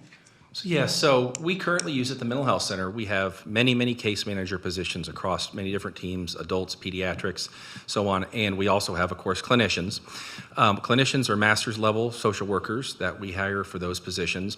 When we have case managers, they are usually bachelor's level staff. We utilize them. They provide a lot of that assertive outreach and other types of case management services, such as targeted case management and community psychiatric supported treatment. So that is not uncommon that we do that. We do have people that have a lot of experience on that side as far as working with the SUD population. So it is not uncommon that we do hire, and even if we have individuals that come in, we do extensive training with them. They don't, of course, provide the same level of clinical intervention that a clinician would because they don't have that licensure. But as far as performing assertive outreach and follow-up and being able to connect them with those needed resources and services, that's something that is very, very standard in our profession and something that we practice every day. Thank you. Commissioner Ashcraft. Thank you, Mr. Chairman. Mr. Fortney, I too am supportive of this program, absolutely, but I was just wondering, do you have guests here, or are you being escorted because of something that you did that the Overland Park Police Department want to make sure you don't get into? Might be a little of both, but yes, we do have guests here. I do have some folks from the Overland Park Police Department in case there were specific questions related to that. Would you like to introduce them? Sure. I'll actually let them introduce themselves. Good morning. Thank you for having us. I think I'm known for a couple of you for a little bit here now, especially with Haven. So I'm Stuart Brott. I'm the sergeant for the Overland Park Crisis Action Team. This is my counterpart, Morgan Knight. She's the supervisor for the mental health side. Very good. My question is probably directed to you, Sergeant. Sergeant? Yes, sir. The briefing sheet, as I understand, you may have helped contribute in its development, and it makes reference to Sterling Heights and the astonishing, or some might say unbelievable, 63% improvement. And I would submit that Overland Park is no Sterling Heights, and that's a compliment. Thank you. Okay. But there is reference to the program in Overland Park being extremely successful and resulting in decrease in jail admissions. Could you elaborate on that? I mean, did you see a 63% improvement? And I'm not trying to put you on the spot, but I was trying to get some sense of magnitude of this program. Yeah, so one thing I tell everybody that comes to work in my unit is expect change. And as we've grown and as we've evolved over time. Could you speak into the microphone? So one thing I tell everyone that comes to my unit is expect change. So as we grow and as we evolve over time, we try and adapt to the needs that we see and the changes that have come up. So when we went up to Sterling Heights, it really opened our eyes. So we really focused, obviously, on the mental health side of things, whereas they were focusing heavily on the substance use disorder side of things. So we really opened up their eyes to, hey, now that you're dealing with the substance use disorder so well, here's some ways that you can deal with the mental health side of things that we have seen that we've had great success with. So then we really learned from them to say, hey, our clinicians obviously can deal with substance use disorder and they can assist these individuals, but how can we do it better? And that's really what this program came down to, is how can we start working with peer coaches and how can we outreach individuals beyond our normal abilities and really broaden that reach to be able to offer individuals those resources to get them the resources they need. Follow on, Mr. Chair. But by comparison, over the last, say, 5 years, have you seen, what kind of improvement have you seen in terms of the number, severity, I'll use the term recidivism, repeat visitors? What kind of improvements have you seen in Overland? As far as specific numbers, I will actually defer to my co-responder team lead here for just our outreaches and stuff, the numbers we're talking about. Morgan Knight with Johnson County Mental Health Center. Can you repeat the question for me? In the analysis, it talks about the program has been extremely successful. And I was trying to get a sense, have we cut down the incidence by half in the last 5 years, or by 10%? I mean, give us some sense, because Sterling Heights is touting their success. I was just wondering how we compared. Yeah, so I believe that I don't have a specific number on jail diverts on me, but we have definitely seen a decrease with more officer education and with co-responder presence to really explain to them, this is coming from a substance use or a mental health derivative than like a criminal aspect behavior. So we're seeing, unfortunately, there are laws that are in place, like not unfortunately, but there are laws in place for domestic violence where there's mandatory arrests, things that we can't divert from, but we're still having those conversations with officers to just kind of put a little nugget in their brain for the next time that they come up with it, that situation. Thank you. Commissioner Brewer. Thank you. And I just wanted to have a couple observations. One, I'm really happy to see the collaboration with Johnson County Mental Health, Heartland Radack, and Overland Park Law Enforcement. The more we can collaborate around solutions, the better. And I know Heartland Radack has a statewide footprint, right? So they're a valuable partner to bring in on this.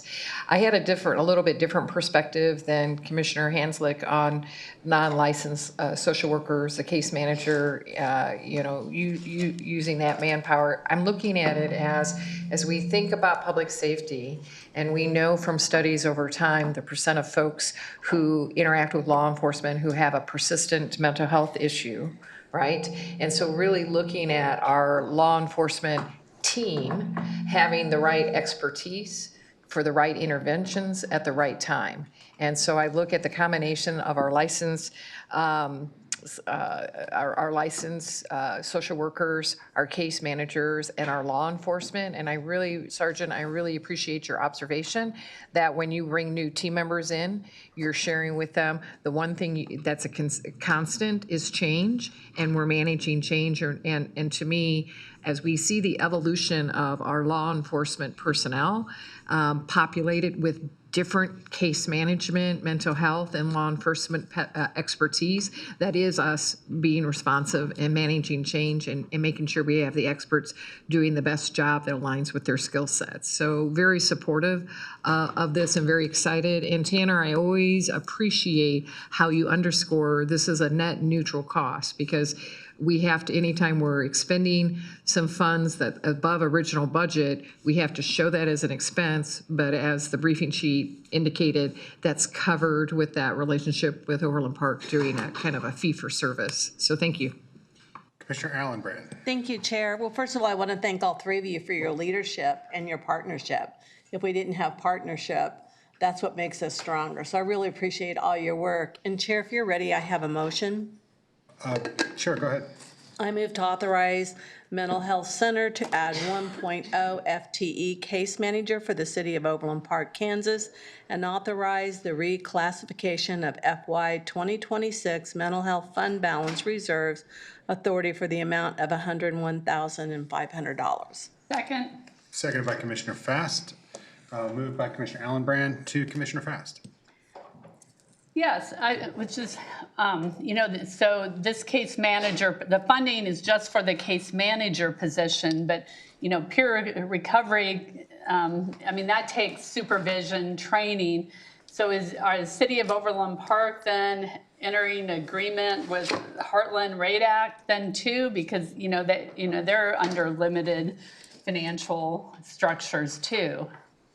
Correct, and that's part of this program and really where it all works is to put the best person in place at that time. So if we can reach out to them to say, hey, maybe a peer coach is more appropriate at this point versus the heavy really going hand in hand with them at that time. And that's what the case manager we're hoping to do is really allocate those resources where they can be the best used. But would you pay then Radack for those peer recovery, or are they just providing? No, free that of is a charge? service that Radack provides. We are just utilizing those resources they already provide and putting them into place. Okay. I was this week at an open house for DECA. They just opened up an office in Mission. So, really excited to have DECA here, another great partner for you to. Absolutely. I'd say, one case manager, wow. So you'll kind of just refer them to key situations for the whole city. They'll be very busy.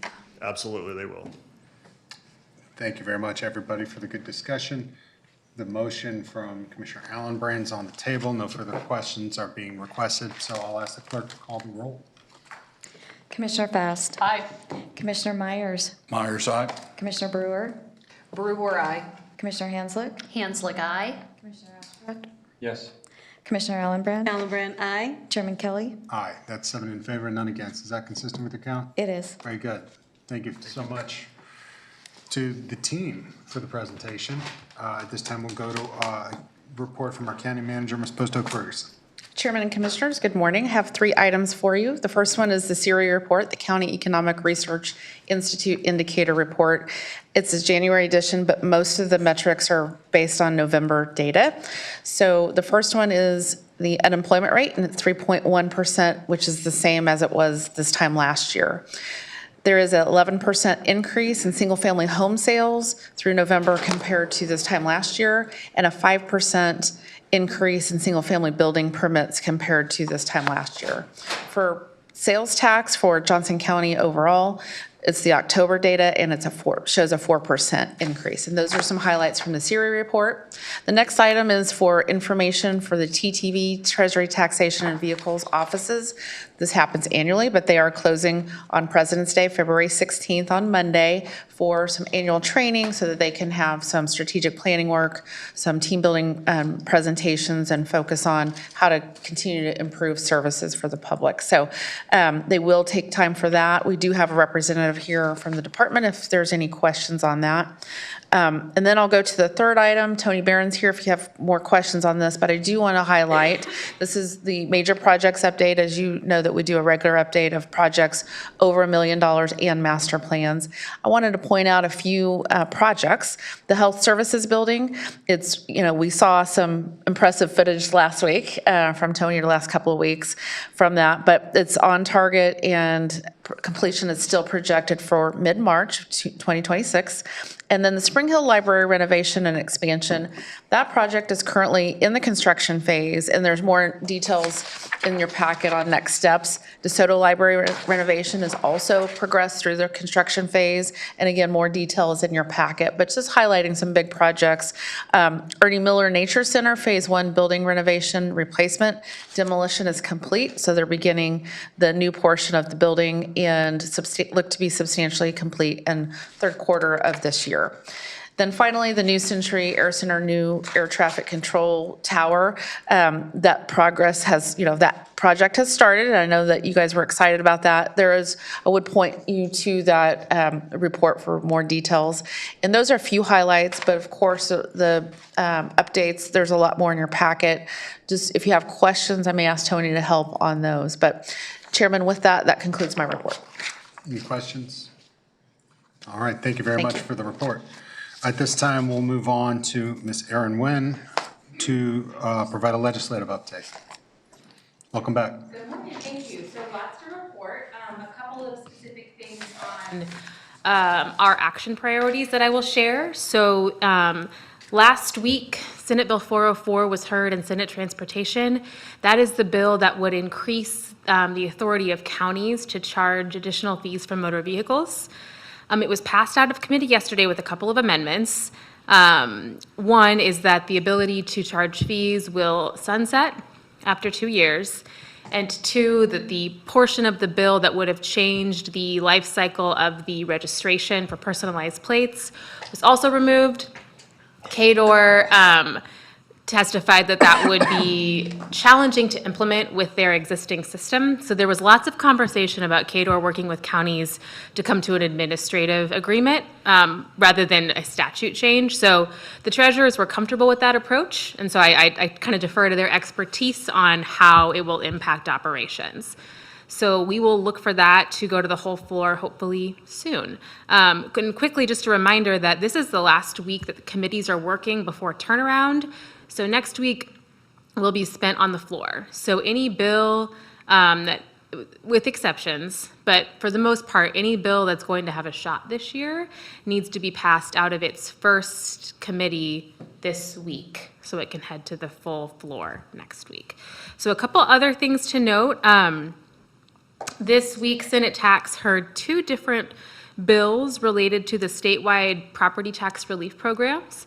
We testified in support of those bills. One of them would allow a eligible resident, if in the first year of eligibility, their home was under the max valuation, so 350, if it then went up in following years, they would still be eligible. So you would be grandfathered in if your home met that valuation initially. The other was more of an administrative change. It would combine the application forms for the program. So, as county staff, both in aging and in TTV, serve as frontline workers to help our residents apply for these programs. So anything that simplifies that, maybe makes the font bigger, is a welcome change. And I did just want to share that in that hearing, I followed a Johnson County resident who testified that she was eligible. Actually, Commissioner Hanslick, it is the woman that we have talked to and talked about, yes, who testified that she was nervous about losing eligibility for the statewide programs because her house will now be valued at like $351,000, something like that. So it was very, very compelling, and I was able to connect with her after. She didn't know about the county's program. And so we're going to mail her a form, and she will now be eligible for the county's program and the state's program. So the combined impact to her of both of those programs is upwards of $1,000, right? Whereas a mill levy reduction would probably give her about $85 a year. So it was great to be able to share that with Senate Tax, and then I actually reached out to our entire delegation to make sure they knew that you recently expanded the eligibility for the program. And I got several responses back that they were appreciative, and I sent them the handouts and the application form so they can put in their offices. So when they're talking to constituents, they can hand them that information right away. So good news there. It has not been worked yet, but I anticipate that passing out of committee and heading to the whole floor. The last thing I'll mention today is that this afternoon in House Tax, there is a hearing on House Bill 2745. This is the major property tax proposal of the session. So some high-level points of the bill. It would cap local governments, not school districts, but everybody else, at 3% increase of property tax revenue from the prior year. So not of budget, just of property tax revenue. It would exempt new growth, so you would be able to capture new growth outside of that 3% cap.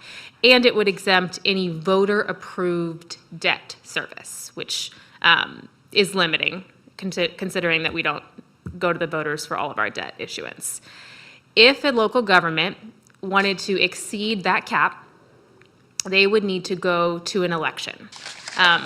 So the way it's written right now is you would have to go for an election in November of 2026 if you wanted to exceed that cap for your 2028 budget.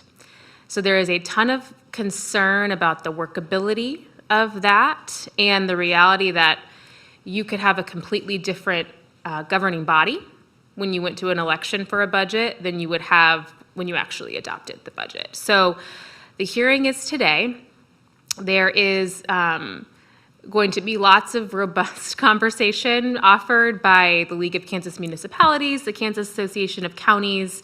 We are working closely with our representation and with Chairman Adam Smith, who's chair of the House Tax Committee, to communicate concerns. Of course, support partnership in reducing property tax burden, but it has to be workable for county and city governments. So I will keep you updated on that. And then one just quick logistics thing. I am going to pivot to sending out testimony reports on Friday so I can capture the entire week's testimony. So you can expect to get that in your inbox tomorrow. It'll have copies of anything that was submitted and a brief summary of what was submitted. So I'll stop there and happy to stand for questions. Ms. Nguyen, thank you very much for all the work that you're doing and for our team up in Topeka, trying to be impactful on those bills that we have prioritized within our legislative platform. And it's good to see that there is at least some movement, if not the movement that we exactly wanted when it comes to motor vehicles. But any help is help. And so while things can obviously change and could also change for the better, we appreciate those efforts on 404 and hope that moves through. Thank you also for the strategic nature of our input, not only with partners like the KAC or the Big Five, but for Johnson County directly. There's still much work to be done, particularly around property taxes, so I appreciate the prudent approach. Commissioner Ashcraft, you will reign Yes. first. Thank you, Mr. Chairman. Ms. Nguyen, do you by chance know who offered the amendments to 404? Yes, so the personalized plate amendment was offered by KDOR. And then the fee sunset was offered by the Chair of Senate Transportation, Senator Peterson. And the next steps in the House, will this go to the House Transportation or Transportation Committee? Most likely. So once it passes the full Senate, then it will be sent over to the House, and they will assign it to a committee. There is some conversation about maybe it goes to House Local Gov. There's been some hesitation we've gleaned for it to be worked in House Transportation. So the exact committee to be determined. Okay, thank you. Commissioner Fast. Was there any conversation of increasing the appraised value from 350 to 500 for like Safe Seniors Homestead? That was like, I know Senator Corson had a bill last year, maybe, or 2 years ago on that. Conversation, yes. But no, Bills, no working on that I think part. the thought, at least what I was able to glean from the conversation is the proposals they're making this year have very low fiscal notes. And so it seems easier to get through, right? And then with the increased evaluation, I did in both of our written and verbal testimony make it clear that we welcome any improvement in the administrative burden and eligibility of the program. Of course, we would welcome conversation about increased valuation. I think what I hope we can get to is that it's not a one-size-fits-all, and valuation and income can vary by county. It's different in Johnson County than it is in Wallace County. And that, of course, adds a level of complexity to the administration of the program, but absolutely still pushing for those increased benefits, but unfortunately, I don't think that's gonna happen this session. One more question. So what's the bill number again on the 3% cap? What did you say? The property tax bill? Yeah. 2745. And it will be heard today at 3:30 in House Tax. So like, we have, our county entity, and then we have our JCPRD, then the library, and, under state law, they're the designated. So who goes for a vote? Is it our decision on parks, library, and county, or is it the parks? That's a great question. I'm not sure. I'll ask for clarification. Thank you. I just wanted to thank you, Ms. Nguyen, for your continuing advocacy and providing information to us about the homestead situation. And maybe at some time we could talk more about what would be the impact in Johnson County if there would be an option for grandfathering in the 350. Ideally, as you said, we need something that works for each county, because I understand there's some counties, as we've frequently discussed before, that they would get no property tax because they have no homes greater than $350,000. So I appreciate that at least the legislature's having this conversation, and as has been said, we may have to take what we can get a little bit at a time. So thank you for keeping us updated on that, especially that issue. Absolutely. Well, Ms. Nguyen, thank you so much, and particularly thank you for advocating for or informing folks about our property tax relief program. That is a real opportunity to provide meaningful help to folks that can make a difference. And being able to complement that with state programs provides real relief. So being there, informing folks about the program, that has impacted somebody's life, and we greatly appreciate that. Being that she's a key target audience for this program, and in fact, obviously cued in because she went to Topeka to talk about property tax relief, it's a little disheartening that she hadn't heard about our program. So a continued partnership between TTV and communications to get good information about this program to the target audience. That should be continued, and we should look for innovative ways to do that. Because we want to spend this money that's been allocated for this program to help people, and we want to get the message to the folks that could utilize it. So let's keep that up. Thank you, Ms. White. Thank you. All right, at this time, we'll hear a performance audit report from our county auditor, Mr. Jones. Welcome back. Good morning. I'll let folks catch up to me.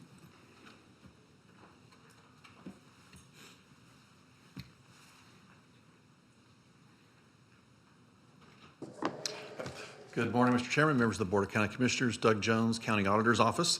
Today's performance audit presentation is on the county's purchasing card program. Brandon Dreyer and John Halliday performed the audit. We conducted the audit in accordance with government auditing standards. This audit assessed whether employees are using purchasing cards as intended.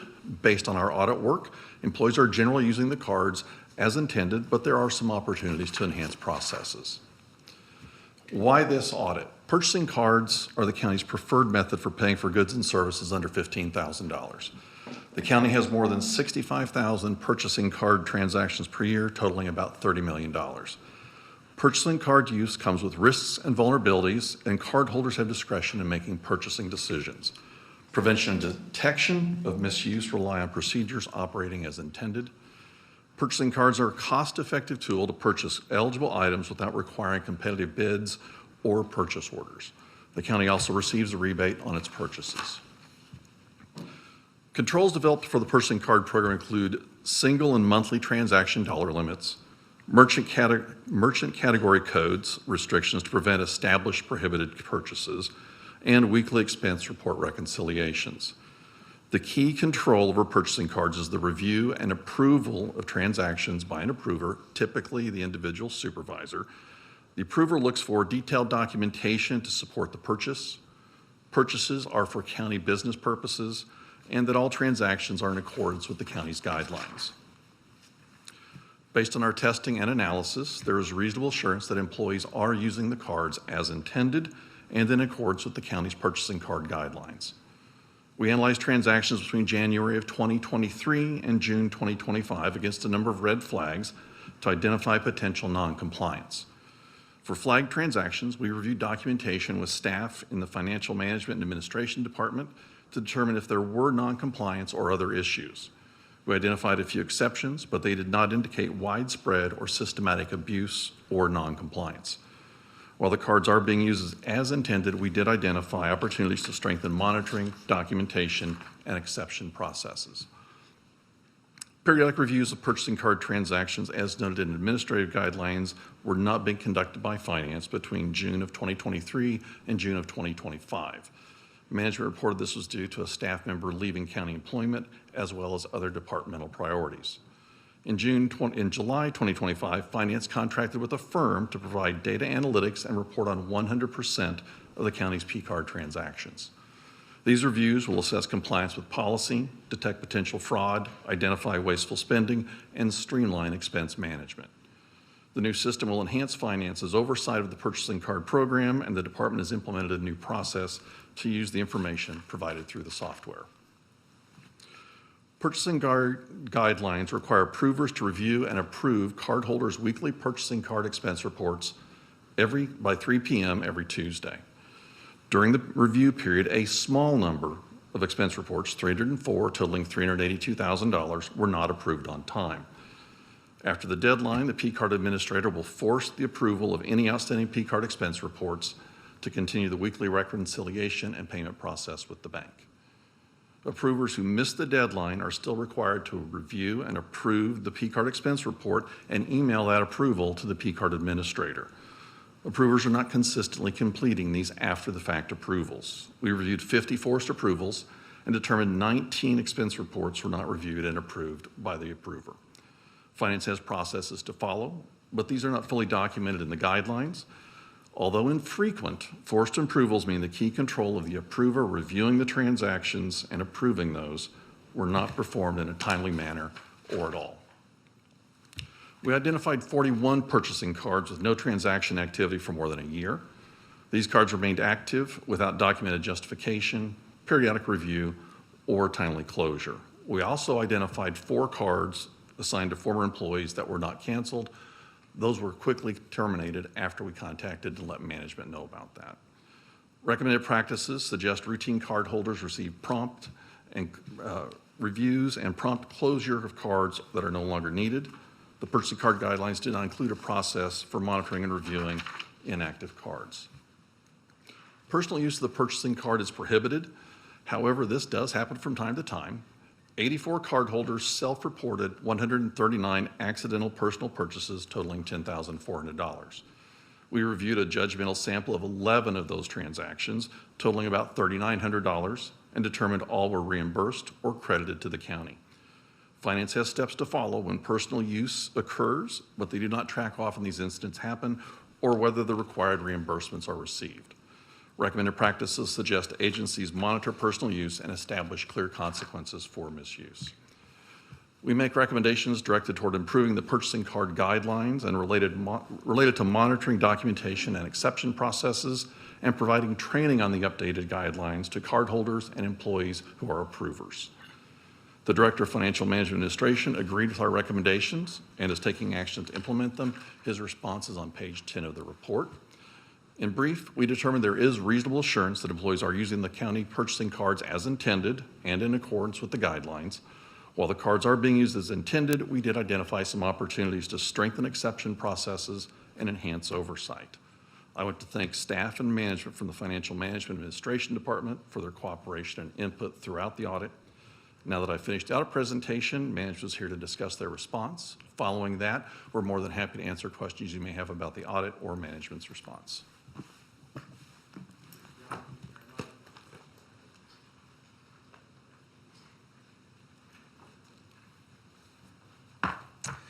Good morning, Brent Christensen from Financial Management Administration.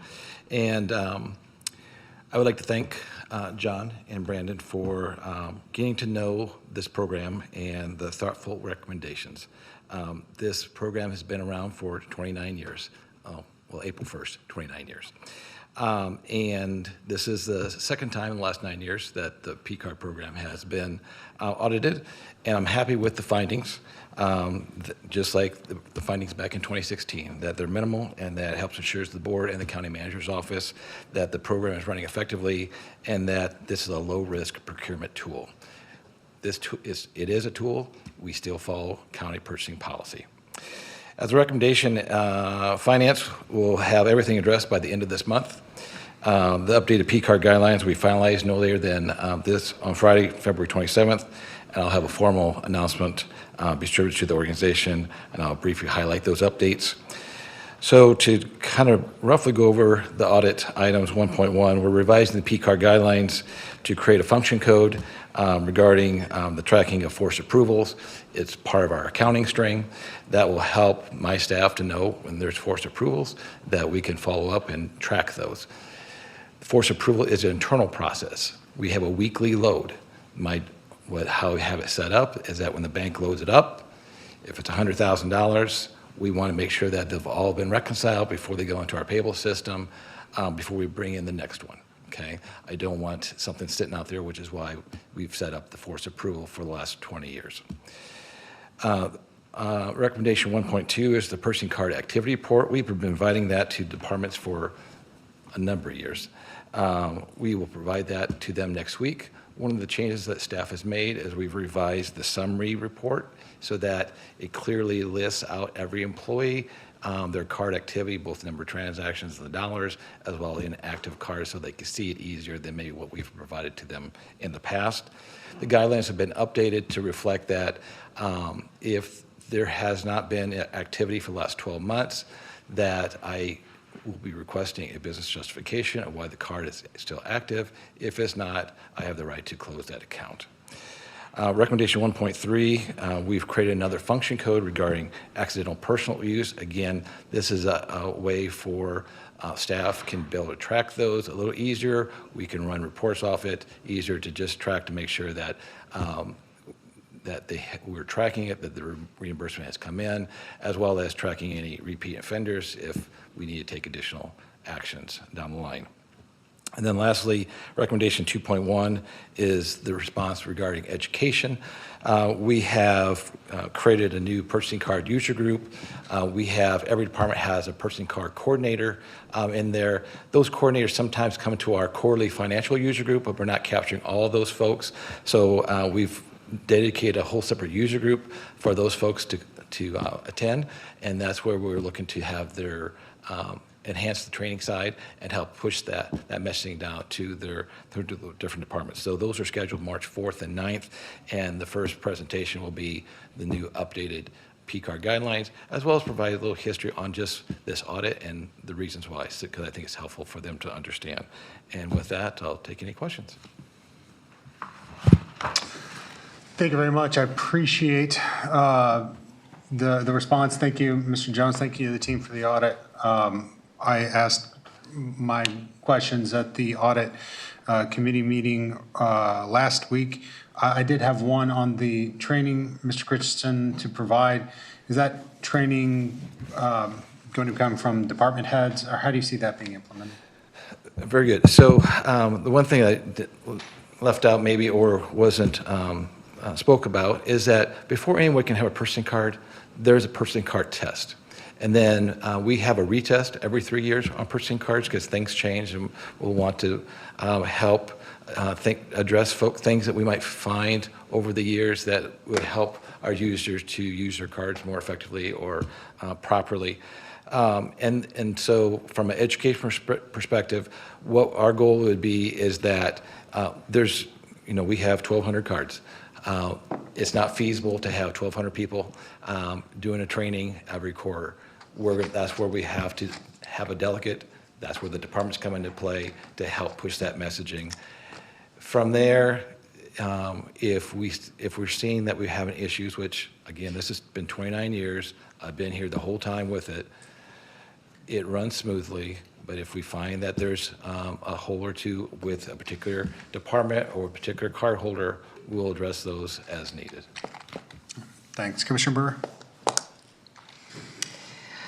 Thank you, Mr. Christensen, and thank you, Mr. Jones. And I am one of the commissioners that serves on the audit committee, so I appreciated the robust conversation on the audit that we had last week, and just wanted to maybe underscore a couple takeaways that I learned. One of the questions I had during that audit is you do that upload to the banks, the reconciliation and the tracking weekly, but it's not payments weekly. So we're not taking a limited card and paying it off weekly so it resets the limits. We pay it off monthly. So that was one of the questions. I was glad to hear that information.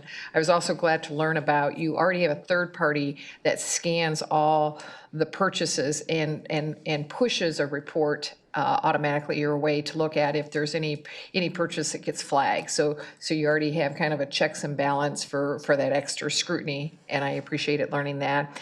And if I remember correctly, and I'm doing this from memory, so correct me if I'm wrong, slide 3 that kind of talked about the annual numbers of transactions and the annual amounts, that wasn't just the P card, that's kind of high level looking at if we have any dedicated contracts. The example was given was Deffenbaugh, right? That's a direct pay contract, and that was part of that capture amount that's reflected on slide 3, as well as if we have any set purchase cards that are only for a one-time purchase for a certain amount, that's reflected as well in that capture amount. So that total amount that we saw in slide 3 wasn't just P card purchases. And then finally, there's actually some payback, right, in using the P card that offsets. It's that makes that a not only efficient way, but also we get some. I don't know if that's the correct term, but some payback on using that mode of transaction for our small, frequent transactions that we do throughout the county. Right, and I appreciate those questions, Commissioner. And the whole point of the purchasing card that we created in '97 is to eliminate store accounts. That was one of our priorities, and we were able to do that. And we know who's buying the products because we have lots of people out in the field doing things. And again, these are on average small dollar items from a traditional perspective. What you're mentioning is we have some cardless accounts where we have things tied to a particular vendor, to a particular contract, or we have cardless accounts that are tied to a specific vendor for just specific purposes, but they're storing the cards. We do not ask any vendor, we ask all vendors not to store our cards, but if they do, let's say like a Google account or Amazon account, is that we have safeguards in place that's just a merchant code that's tied to it so that if the card gets stolen, somehow they can't use it for other things, if that helps. So there's about 100 of those type of accounts that's in the organization among our 1,200 traditional accounts that we have. And this is not just for Johnson County, this is also for Parks and Rec, and this is also for Consolidated Fire District 1. Fire District 1 and Fire District 2 were on it, now they're all consolidated. So they all have cards, they all reap the benefit of our program because we have what we call rebates, and we have basis points on all those purchases.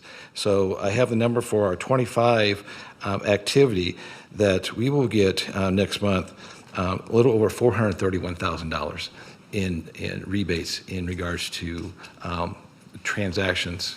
We had a little over 70,000 transactions in 25, and that is the payback on that. And then, as you noted, we don't pay it as soon as we upload it. We pay them once a month, so we kind of have a little bit of float. But how it works, it comes in, it's posted and charged at expense on the county's books. They know exactly where they're at from a budgetary perspective, and it sits as a payables liability when we're ready to pay it out at the end of each month. Thank you. Thank you, Mr. Chairman. Well, Mr. Christensen, you mentioned employees take a test for credit card use. I would just observe that some of us may have family members that could benefit from a test on credit card use. So I think that's a good practice. Question, though, for Mr. Jones, if I could. Under the audit scope, a little bit confused, and I just wanted a clarification. It said that the scope was Johnson County and Johnson County Parks and Rec. Did that include the library and fire districts? It included the library. We did not include the fire district. They had 3 cards, and we just didn't include them in our scope of the time period. Did it include Fire District 2? No, we did not include the fire districts. They had 3 cards in 2024, and that was how we were making some scoping decisions. Okay. Well, Mr. Chairman, quite honestly, after last year's budget fiasco with Fire District 2, the information related to their credit card use still remains a concern to me. What information I've seen is there was over $100,000 in use in just a 3-month period, and I was hoping that there would be some kind of audit or some kind of review to give us assurances that those monies were spent appropriately. And as the auditor indicated, the most important component, key control for credit card use is to have a review and approval process.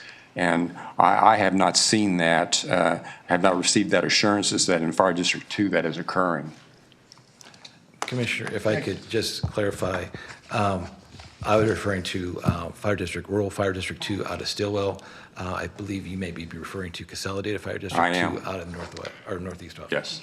Regardless, not a part of this audit, but appreciate the noted concern. Commissioner Myers. Thank you, Chair. Well, I have some concerns too, along with Mr. Ashcraft, but you know, this is an item that I'm pretty hardcore on. Again, I don't know all the reasons for the purchases or why they were made. I don't understand, or I don't know the reasons why 4 cards weren't deleted after the employees were no longer working with the county, and there's probably good explanations for all of this. But in my mind, I want these discrepancies to be at zero or as close to zero as it can possibly get. And if not, then again, my belief is this: the employee's responsibility is to know when and if, or how and if, they can use their purchasing card. And they need to understand that in the most strict sense. And if they can't do that, then that card needs to be taken away. And I know we have these processes, but I'm still seeing more discrepancy in purchase card use than what I believe we should have. Commissioner Allenbrand. Thank you, Chair. Well, I'm not going to rehash a bunch of stuff, but I do appreciate the audit that was done and your findings, and I always appreciate you, Mr. Christensen, and the work that you do. And when you have this many employees, I wish some of the hospitals and some other organizations I worked with had a system like this to double check. So thank you for your work. Gentlemen, thank you very much. Appreciate your time. At this time, we'll move on to commissioner comments. We'll start today with Commissioner Brewer. Thank you, Chair. Just a few, over the last few weeks, continuing to work on the Chief Elected Officials Board with Workforce Partnership, especially as they, and I have been happy to serve last year with Commissioner Myers on this, and I'm looking forward to serving with Commissioner Fast on this going forward. But especially as we're thoughtful of how some of their federal funding are seeing some pretty drastic cuts, and what they're doing to ensure that they still have tangible and meaningful presence in the 3 counties that make up the Workforce Partnership, Johnson County being one of them. Appreciated the Kansas Association of Counties Legislative Day in Topeka. And I was also happy to volunteer in the point-in-time count on homelessness that is part of a HUD requirement if you have a continuum of care on homelessness in Johnson County. And I'll be interested in seeing those results, just so folks who kind of follow that. The information gets uploaded. There's a lot of data compliance that has to be done with that, and what's called the HIC count, which is counting available beds for those experiencing homelessness within a coverage territory for a continuum of care on homelessness. And I believe that data takes from intake to cleanup. I think that data is out around June of every year. If we do it in the last 10 days of January, I think that's the timing of that, just to let folks know. Serving on the Ad Hoc Housing Committee, we met for the first time last week. Super thrilled and appreciative of the appointment to this committee. I'm able to bring my more than 10 years of experience around the issue of homelessness and housing need in this county, and then additional years in the work that I did in Illinois and Iowa. So super excited about moving over from being an agency who was the lead agency on homelessness and facilitated the housing study for the community to now in my commissioner's role. We've already talked about the audit work. And just a couple other key highlights is new role serving in the Bi-State Cultural Commission, and I appreciate Commissioner Ashcraft kind of read in on that as we change that. And attended the Overland Park Economic Development annual meeting, and just a couple highlights by the numbers for Overland Park. Over $143 million in capital investment, to over 2,600 new job creations, and over almost 250 job retentions. And it was great to see honoring of some key organizations in that event. And, just once again underscoring what we saw today with some stable funding from the federal government coming in for some key infrastructure work with airports, and what it looks like when we have our braided kind of collaborative funding at risk, like we're doing with looking at the watershed report update and what we may or may not be able to receive in FEMA funding. I think that's important as we're thoughtful about budget going forward. Thank you. Thank you. Commissioner Myers? No report, thank you. Commissioner Fast? And no report. Commissioner Allen-Wren? Thank you, Chair. Well, I'm excited to say that we've heard a lot about Mikey's World or Halo Ridge, and so they're having a kind of a groundbreaking event today, which I'm excited about that. Also, just wanted to wish everybody happy Valentine's Day. And Becky, I just want to make the comments on the pictures in the back. Those are really nice to look at. I know that you've worked on getting all the art in here, and I've seen it down the halls, and it just really is, not that everybody's not nice to look at, but it's just nice seeing the art as well. So anyway, thank you. Commissioner Ashcraft? Thank you, Mr. Chairman. 3 quick committee reports, Mr. Chairman.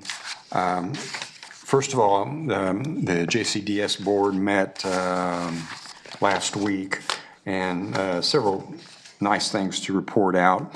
The assisted living lab, and I think Commissioner Brewer came to the ribbon cutting on that, is up and operating. If you recall, a couple years ago, JCDS also put in a kitchen development lab so individuals can learn skills necessary to live as independently as possible. Quite exciting to see that work. I think it'll have any number of subtle contributions to any number of people's lives. So that's exciting, and it's also exciting to share that within the next few weeks, the first shared living arrangement should be finished, where an individual moves in with another family to provide beneficial supports to both groups. This is a program, it's an extension of Medicaid funding, so it helps all parties involved. And then finally, I wanted to share that staff is looking into non-emergency medical transport. It's an outgrowth of Resource X. Staff indicated that they were aware of this, but just had not taken any action. But this Resource X, had suggested that looking at that non-emergency medical transportation effort, which JCDS does provide, actually is Medicaid reimbursable and may have a fairly significant amount of money annually that will help benefit them and add some relief to general fund requirements. So that was exciting. Second committee report, Mr. Chair, was the Investment Review Committee. That committee is in a little bit of transition. The previous treasurer had departed, as we know, and staff is looking at, and the committee is looking at some of the processes and procedures. So you may hear some recommendations or suggestions in the future. Nothing at this point. And then finally, Mr. Chairman, an item that I think will be close to your heart. The 911 board met, and we received an update. They provided an update, and Chief Davis gave this to me since I was in Topeka on that day, but wanted to offer assurances that in terms of 911 services, those emergency calls, they believe they are in World Cup readiness. They've submitted their plan. They've tested their plan. It's been sent to FIFA or FIFA? FIFA for approval. They're awaiting that, and they may have received it already, but that is moving along, which is a subtle but important issue because, believe it or not, very few places in the world use 911, and trying to make sure that's integrated into one system with also the language translation abilities, that's a big deal. So I'm happy to share that, and I sure hope I don't have to eat those words at some point, because that is a big deal. Thank you, Mr. Chair. Thank you. Commissioner Hanson. Thank you, and thanks for that report, Commissioner Ashcraft. I have some questions for you, very helpful. First of all, I wanted to remind people of, especially in District 4, that next Friday, February 21st, is the day that the new express lanes on US 69 will open in Overland Park. And last night I went to an open house and learned a lot more about it. And there was a long line of people who were signing up for their K-tag, because if you have a K-tag, the cost of being in the express lane is 50%. So a lot of people wanted to do that. So excited for that many years long project. Although it was not a county project, it certainly impacts the folks in our area. Secondly, yesterday at the Commission on Aging, we were very grateful to receive information from the Johnson County Mental Health Older Adult Program. A lot of folks may not realize that the Mental Health Center has special services and programs for older adults, and was great to hear about that. You can access those services or ask about those services by calling the regular Johnson County Mental Health Center phone line. We also talked about the participation in the Older Kansans Day at the state capitol, and there are going to be a lot of efforts to get more people to attend that in the coming years. We heard earlier from Aaron Wynn about the importance of seniors testifying at the state legislatures, being in front of legislators, working with our silver-haired legislature, and with these kind of issues like the Homestead Act, we really need to make sure we have a lot of involvement from our residents.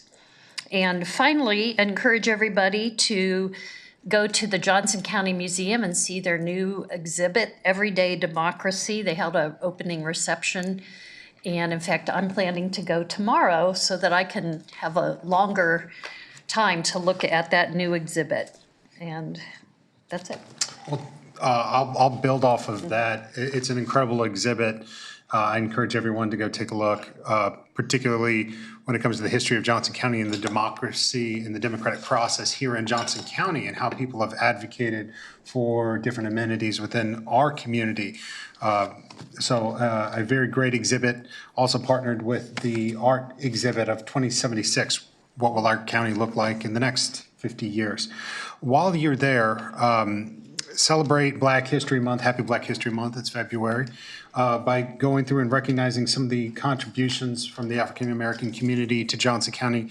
There's several parts of the Becoming Johnson County exhibit that highlight the contributions of African Americans within our community. So definitely go take a look at that. Hope everybody had a chance to enjoy the Super Bowl. I thought it was great. Everybody's talking about the Bad Bunny performance, which I thought was good as well. But the national anthem, best since Whitney. Charlie Puth should be a bigger artist. It was awesome. But 220 million people across the globe watched that. That's great. That's a lot of people. There was also another sporting event on that Sunday, and it was Manchester City playing Liverpool, two teams in the Premier League. 750 people, 750 million people across the globe watched just this one Premier League game. The interest around soccer around the globe is hard to fathom, but it will be here in 120 days. Just announced this morning, the third top 10 team in the world will be base camping here in the heart of America. We heard recently about Argentina, the world champs that will be here. I was happy to meet with the embassy as well as the consular general last Friday. They are incredibly excited to bring tens of thousands of Argentinians here to the metro region. England may be the biggest brand in all of sports. The England national men's football team will be base camped here in our region. And now just this morning, the Netherlands announced they will also be base camping here. That's 3 of the top 10 teams in the world, 3 of the biggest fan bases in the world coming to our region. I appreciate that Commissioner Ashcraft mentioned the intentionality behind 911. It's one of 18 different working groups dedicated to safety and security that has been meeting over the past 3 years to get us ready as possible for these games. I've appreciated the proactivity of my colleagues, specifically around safety and security and around transit. But we also can focus on some of the fun. In the coming days, we'll hear more about Fan Fest at the Liberty Memorial, as well as activations here in Johnson County, whether it be JCPRDs at Theater in the Park or Leewood's For the Goal campaign, which the work they've done there and the small business grants that they are sponsoring to be ready to welcome folks to Leewood just shows great leadership. And I hope this builds some inherent self-confidence in us here in Johnson County that we can do big things, that we can welcome the world, that we can use this as a legacy moment for what's to come, and the opportunities that we can grow for our kids and grandkids can point back to this moment. So incredibly exciting times. Thank you all for your partnership in making this a focus area for this past 2 years.